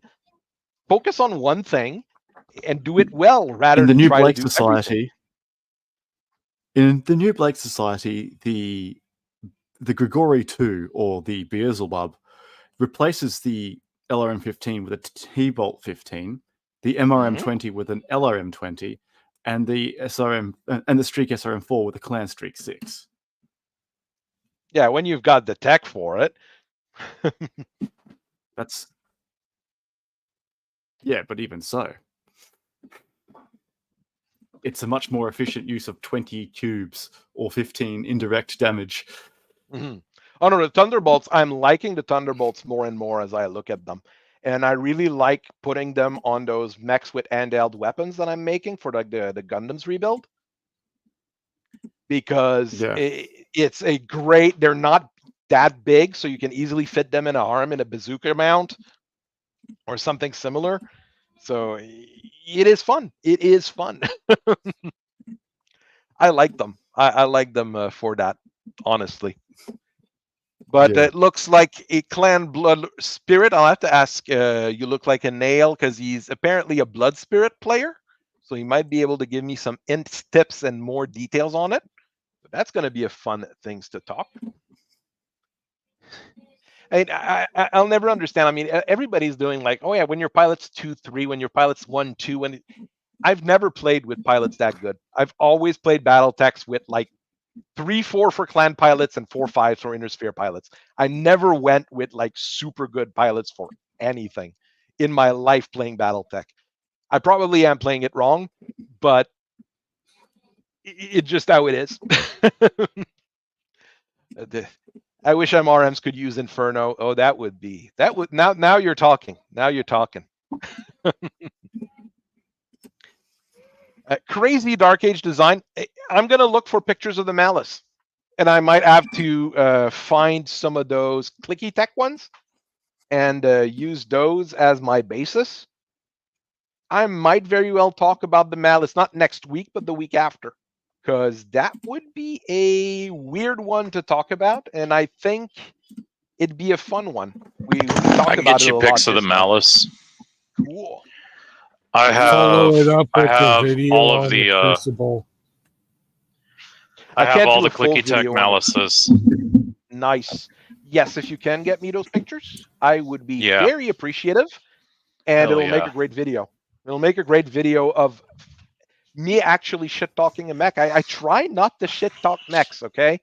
In my videos, I do my best to stay either focused or try to find the good in them. It was hard when I was working on the Mauler, I'm telling you right away. But I mean, I try not to shit talk any of the mechs, things like that, because any mech is someone's favorite mech. So I can't really be too mean about any mechs or any factions or anything like that. Oh no, I'll mech shame if come across something like the urban mech. I'll mech shame you into the ground. Okay. Sorry, the urban mech is the one exception. I will The always Charger?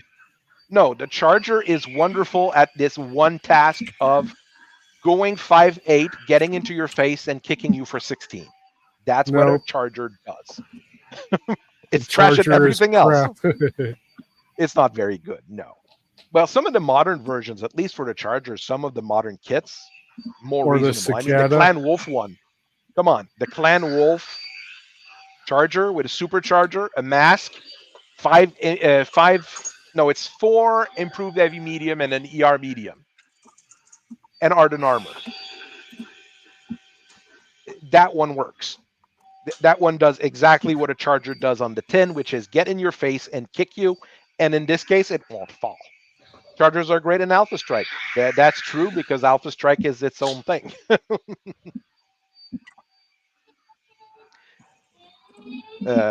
We did have a few other people. Someone talking about the Contio. I mean, the problem is when I'm doing these things, I always have some people coming up with things like the Contio. I mean, if I want to talk about the Contio, which is a good mech, I mean, the Contio is a pretty decent machine. The problem is, this is going to be a 3-minute video. I mean, it's a 40-ton mech that goes fast with speed and answers. It's got a whole bunch of lasers and claws. You could make it a part of an ensemble video regarding a whole bunch of new nasty little melee gremlin mechs that the clans are bringing out. Or a few of those modern clan Ghost Bear mechs. The Contio looks fucking fantastic, though. It is one of the best looking mech ever. This is oil, by the way. This is not blood. Okay, so this is oil or jam. Yes, it's jam. He attacked the jam factory, and boom, the jam just blew up all over his mech. Yep. That's what happened. I mean, sometimes there's some of those that are pretty hard to do. Blood Spirit, old design. Yeah, Nexus. That's a Blakest mech, right? Yes, it's the Blakest mech that became the Star Python later. This one I could probably do something on. And we even have a few pictures. So this one is one that would be somewhat reasonable to do. Is Flanagan's aware of what the Goliath Scorpions are making out there, like the Star Python and the Star Crusader? Well, with the friends we have in Snow Ravens, probably. And not Snow Raven. Well, we have friends in Snow Raven, and we've got friends in Sea Fox. So we get decent contacts with people. So that's how you know about the Sea Foxes losing out on Warhawk and Bloodass production and crying and coping about it. No. Andrew Young was laughing about that part. He was just taking a shit at the what's the name of those? Ofcon that did that deal. He was just shitting on them. But then again, he is not a very good Sea Fox, let's say. Andrew Young built his own factories in the periphery so he could keep all the money to himself, as an example of how bad of a Sea Fox he is. Or how good of a Sea Fox he is. Sea Fox. I mean, he is... I mean, when I originally wrote him, he was supposed to be a jerk, but a very rich and very well-placed jerk. And he's growing into a colossal pain in the ass for everyone kind of jerk, basically. I mean, he's got the face for it. We're fine. Non-regulation hair, non-regulation beard. He doesn't care. The Galaxy Commander and CEO being more important for him. You know, all those things. Speaking of reg hair and this and that and this and that, you would think that the clans, being a society that goes as far as to not use contractions because they're the sign of a lazy mind and blah, blah, blah, this, that. There's a lot of beards and haircuts in both the old and new artworks that have me sitting there going, okay, so contractions are a sign of a lazy mind and a lack of discipline. You guys also have beards and shaggy hair, which in our military, the military that I was in was not allowed and was a demonstrator of a lack of discipline and stuff. I say my military because I just went down to Maxwell Air Force Base and all those airmen walking around with baseball caps and beards because they're all on no shave profiles. I was like, oh lordy. This is a very courageous elemental, I've noticed. This elemental is incredibly courageous. That berserker is going to catch you and he's going to eat you. Oh, yeah. No, I mean, Battletech's Battletech. But no. Yeah. I mean, are you going to tell me that Ari Humphreys doesn't have the right to have this kind of hair? Okay. Well, no, he's not I'm just military. saying. He's a I'm noble. just saying. Don't sit here. Don't be a true-born clanner and tell me, a spheroid, that I am unintelligent and a savage because I use contractions, but you go into battle with a full beard and braids and all that craziness, all that foolishness and mayhem, looking Are you going to tell undisciplined and that to unkempt. Are you going to say To that to Bebop? Bartrick Bebop? He's a clan To warrior. who? That's Bartrick I'll say Bebop. that. I don't care about saying that to a clan warrior. I'll say that to a certain clan con who has a broccoli ass haircut. Oh, Like, congrats, congrats, you got a fade. Congrats, you got a fade going up the side of your head, and you stopped at the 3-inch mark and left everything on top alone. No, that's not how that works. That's a sign of laziness right there. no, that's not a sign of laziness. That's a sign of being bussin'.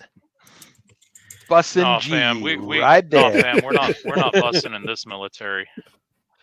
Should I redo the picture for bussin' at some point? Probably. Yes, I mean, he's yes. He the thing woke is up. He woke up and decided he didn't want to be bussing no more.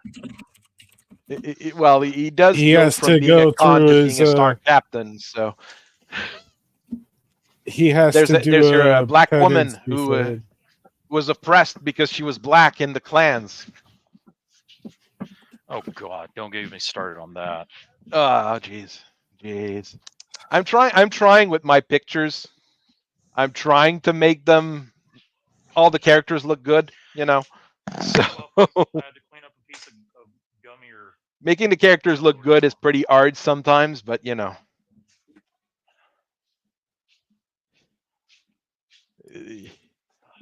I have fun with it. That's the important bit. Yeah, you're making of characters and stuff. You know, a lot of folks would sit there and say, "Oh, well, you use AI, and that's not cool." And it's like, okay, cool. Well, we're trying to make stuff here, and this ain't like it was back in the old days where you either had to, thank you, where you either had to know how to draw, or you either had to know how to draw, or you had to pay an artist. Well, I'm sorry, there's a reason why the old source books, you'll get like pictures of like the cons and the house lords, a general or two, leader of an important mercenary group, and then everyone else is just a paragraph of text. Well, we don't have to do that anymore with and AI. there's a reason why they did pictures of miniatures for the longest time, rather than actual things. I mean, I'm gonna say a thing that I've only told. Expensive. I only told Yeah. I think one artist once, but look, if I was doing this back in the days, I'd be stealing art from people and just post it and say like placeholder will be replaced at some point in the bottom. Yeah. The idea, Otherwise, though, everyone would get onto you and mog you for using stolen art. yeah, but that's But the thing, right? They don't care about you stealing art to make memes. Yeah, they never cared about that. But what's funny is I haven't gotten to watch it yet. I'm probably not going to because I don't have time to watch something for 3 hours. But apparently, Arch was talking the other day about how Hasbro just got caught using AI art in Dungeons and Dragons books. And they're embracing they basically said like, but the thing is, I can't remember the statement. I saw the statement they made, and they said that they were going to use AI to improve on. It was like a long-winded thing trying to be super corporate, and basically says like, yeah, we're gonna use AI for everything we can because it's gonna be cheaper. I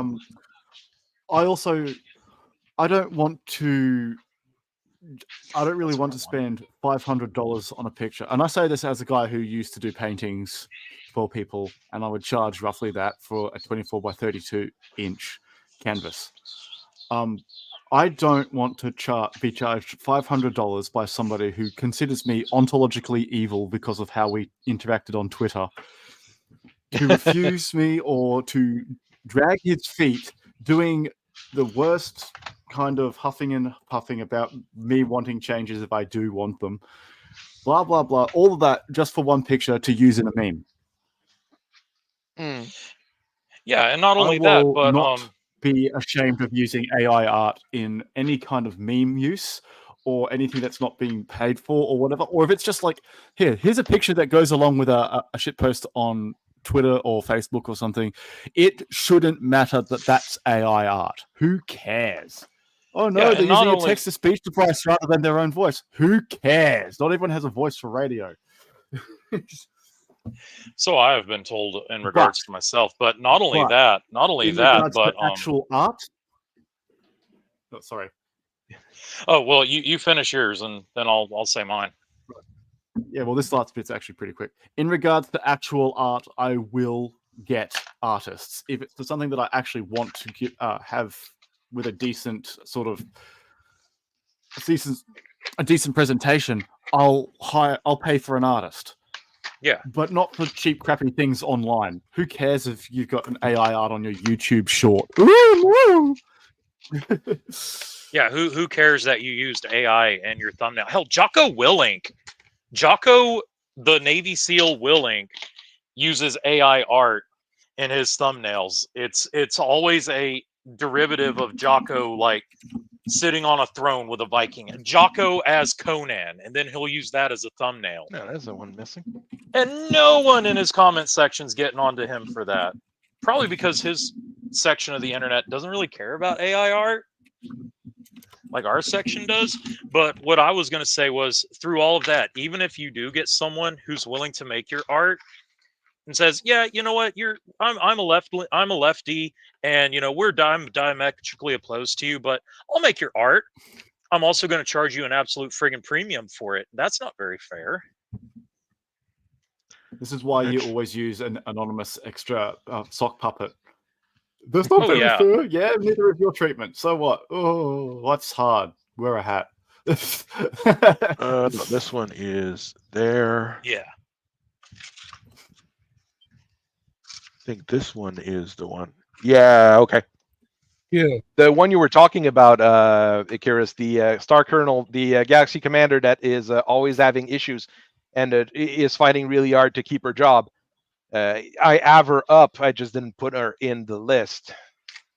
So that's on me. So SP. Pamela. Two Ola. There's just some of those blood names that we really don't see often as well. It'd be more fun if we had some of those blood names that are rare start showing up more. Shouldn't she be placed after Othar Shaw? Yes, she should. Boop.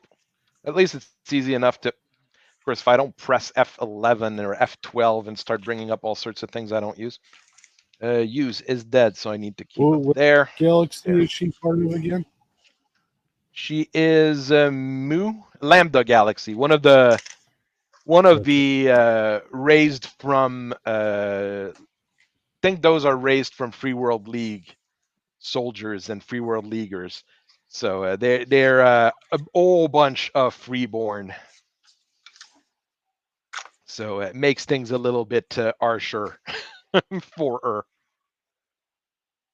And what makes her really worried is because Bradford Vickers lost his position in Mu Galaxy. He's the old guy, yeah. Bradford Vickers, the old the old Galaxy commander. He looks kindly and British. That was actually part of the prompt. I want him to look as British as possible because Vickers. Yeah, it's Salvador Stradak. Yes, he is there. I mean, this week when I was posting updates, every update that I was doing, I would do about a character a day. Every single one looked like beefcake male. Every single one of them were, super great looking guys. So this week was a bit weird. It might help if you add additional expressions for some of the characters so they all don't look like they're giving that hard ass to the camera look for the most part. Yeah, do not give your PayPal to people who hate you. That's a good idea. He's also the guy who lost the Yeah. most mechs. As you can see here, he likes losing mechs. So he lost the Savage Wolf, then he lost the Warhammer, and now he's in a Lament 2C. Lost the Savage Wolf? My brother, do Well, not he lost give it on the him Battle of another mech. Terra. That thing is... That one he Yeah, lost but at the that Battle of doesn't Terra. matter. It's understandable. During Look the at the price Ilklan tag on that trial, thing. a whole lot of mechs were lost. Okay, it's valid in this case. That thing is nearly 100 million C-bills. I know it's. Oof. I mean, there's Plus a the reason why he was GDP in. right there. I mean, there's a reason he was in an Isorla Warhammer afterwards. Like, no, we're not giving you another Savage Wolf. Are you insane? I mean, Chance Vickers had her shot out from under her a couple of times in the Conquest of Terra, and so it was repairable every time. That's the thing. It's when it's not more than it costs more than a Manatee or a Danae dropship. Oh man! The Danae dropship weighs 3,200 tons. That thing weighs 75, and it costs more. Not a good trade. Just use a Timberwolf. You want Pharaoh? Honestly, I like the different mech. Timberwolf better. I like the Timberwolf better than the Savage Wolf, personally. Yeah, So yeah. there's If that. you go fractional accounting, it's got more pod space.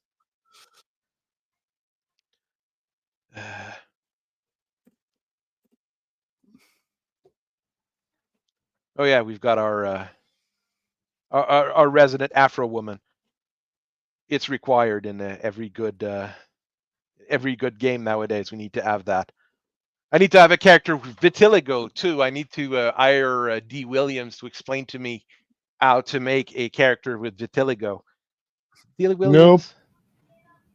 It's not D. Williams. No. Crap, what was her name? It's a comic book artist who charges you $1,500 to give you a 2-hour lecture on how to create diverse characters.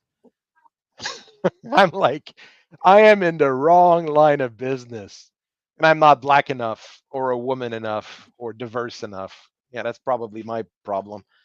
Are you gay or trans enough? No, I mean, okay. Are you a trans lesbian? I might have to. I might have to look into that. God, if you're a pretty man, then you could possibly at least pretend. I've got some leering homunculi at my local community center. Let's leave it at that while we're on a open YouTube channel. I just mean to say, like, you could totally use these things to get into that industry. I'm just saying, okay? The industry doesn't really vet its people because, for all their talk of needing to have diversity, there's a whole lot of white men in that business anyway. Yeah. Yeah, let's leave it at that. A bit of peripeteia, but I did eventually reach the point that I was trying to get to. Sorry. Oh, yes. No, Ahmad made a good point. Hiring a diversity consulting firm and doing the opposite of what they say, although that is still giving the enemy money. It is still a funny thing. No, you're right. I should probably go to Podang or Valk and be like, can you read and consult on what I'm doing and do the opposite of what they're saying? That would probably all you have to do is post a picture of it and say, what is this person trying to do? And then whenever they speak, with to your sock puppet, you act the opposite way. Yeah. But it usually will be just staying the course because they will find you ontologically an enemy. They will avoid you. Like they will avoid you just on like ideological terms, regardless of how good it is. My biggest problem right now when I'm classifying stuff, I have to remember whenever I do a clan Ellsworth character, I have to put them in inner sphere because that's where they're aligned, and not with the Star League. And it gets confusing at that point. At least none of the major outs are aligned with the Star League, so I can still easily go that way. Yet. I mean, it'd be difficult. Not to aligned with justify the it. Star League yet. At least be friendly with the Star League would be a good start, and I think Davion is going to be friendly with the Star League again in the first of the bunch. So, and depending on who gets, elected Captain General of the Free Worlds League, I mean, if it's the Clan Nova Cat guy that gets elected instead of Americ for a while, things might change there too. So many moving parts, so many fun things. Shit, I would have pulled a surprise motherfucker move and had Yori Karita endorse Alaric. No, similar to Tulsi Gabbard endorsing President Trump. Yori Karita is She not should have too been happy. his vice president thing. A true bipartisan. Yori Karita is not too happy with the Star League 2C at this point, so there is that. This is the first bipartisan presidency we've ever had. It's going to be a great time. It's going to be the best. We got Tulsi Gabbard here. She might be a woman of color, but, we never had a thing against that. We just didn't like drunk. I don't know what ethnicity she's calling herself today. But, we got Gabbard here. No, oh, wait, no. Hey, look, it's J.D. Vance. I'll do that. Wait, what is it I'm hearing? Do I have to duck again? Someone's trying to kill me again? Jesus. 2 terms, 2 scoops, 2 genders, 2 assassination attempts. I try to stay out of politics on, at least not on Twitter, but yeah, things are weird. Yeah. So I think we're going to end this here. This week, like I said, Grigory and Mahler. The week after, it does look like we're going with Blood Spirit Machine and the, what's the name of it? The Deva, yeah. Someone's saying Whitworth. That'll be a fun one. I probably should do a Whitworth video as well pretty soon, because that's a cool mech, and it's got a new mini. So that's a good one here. I'm going to put an art next to it to remember it. Someone else calling the Whitworth. So that's one that's coming up a few times. The Imp. That one's hard because there's really not a whole lot of background on it. Someone's saying I've seen Line Older a few times. What the heck's a Line Older? You'll see. Oh, it's that cheap 3055 mech? Yeah, 3058. Yeah, it's built as cheap as possible with a Cortec 275, the best engine in the market after the Vlar 300. I mean, good old Vlar. 5.4 medium lasers. Love me a 300. I mean, love me a 300 LFE. Look, the Vlar 300 and the Cortec 275 and the Nissan 250.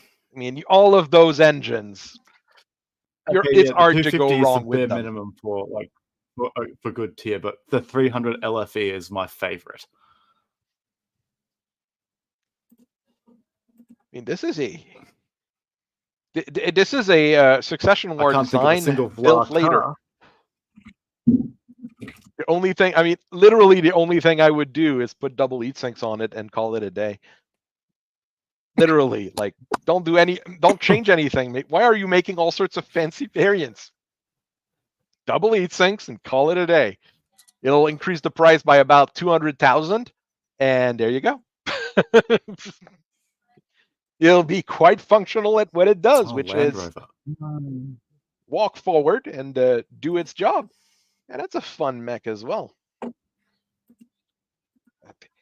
Someone saying the Sentry from 3060. Every single mech in TRO 3060 is weird and unheard of. People don't remember those at all. TRO 3060 is such a weird book. It has really cool mechs in it, but it's such a weird book. All right, so I'm gonna call it a day. That's because it's And- also got the protomechs in there. Yep. Oh no, it's got 3067, the beginning of the end. All right, so I thank everybody for watching me for so long. Thanks for everybody who was participating. If anybody else wants to participate in the future, I've got only 6 seats with the basic StreamYard app, but we were 4 today, so we had 2 swivel seats available. Huron Warrior, yeah, that's one I would like to talk about at some point. I like the Hey, Huron Warrior. Ahoria. It's a pretty cool one. So I'll see you guys would later. also- I thank you very much. Bye-bye. Yeah.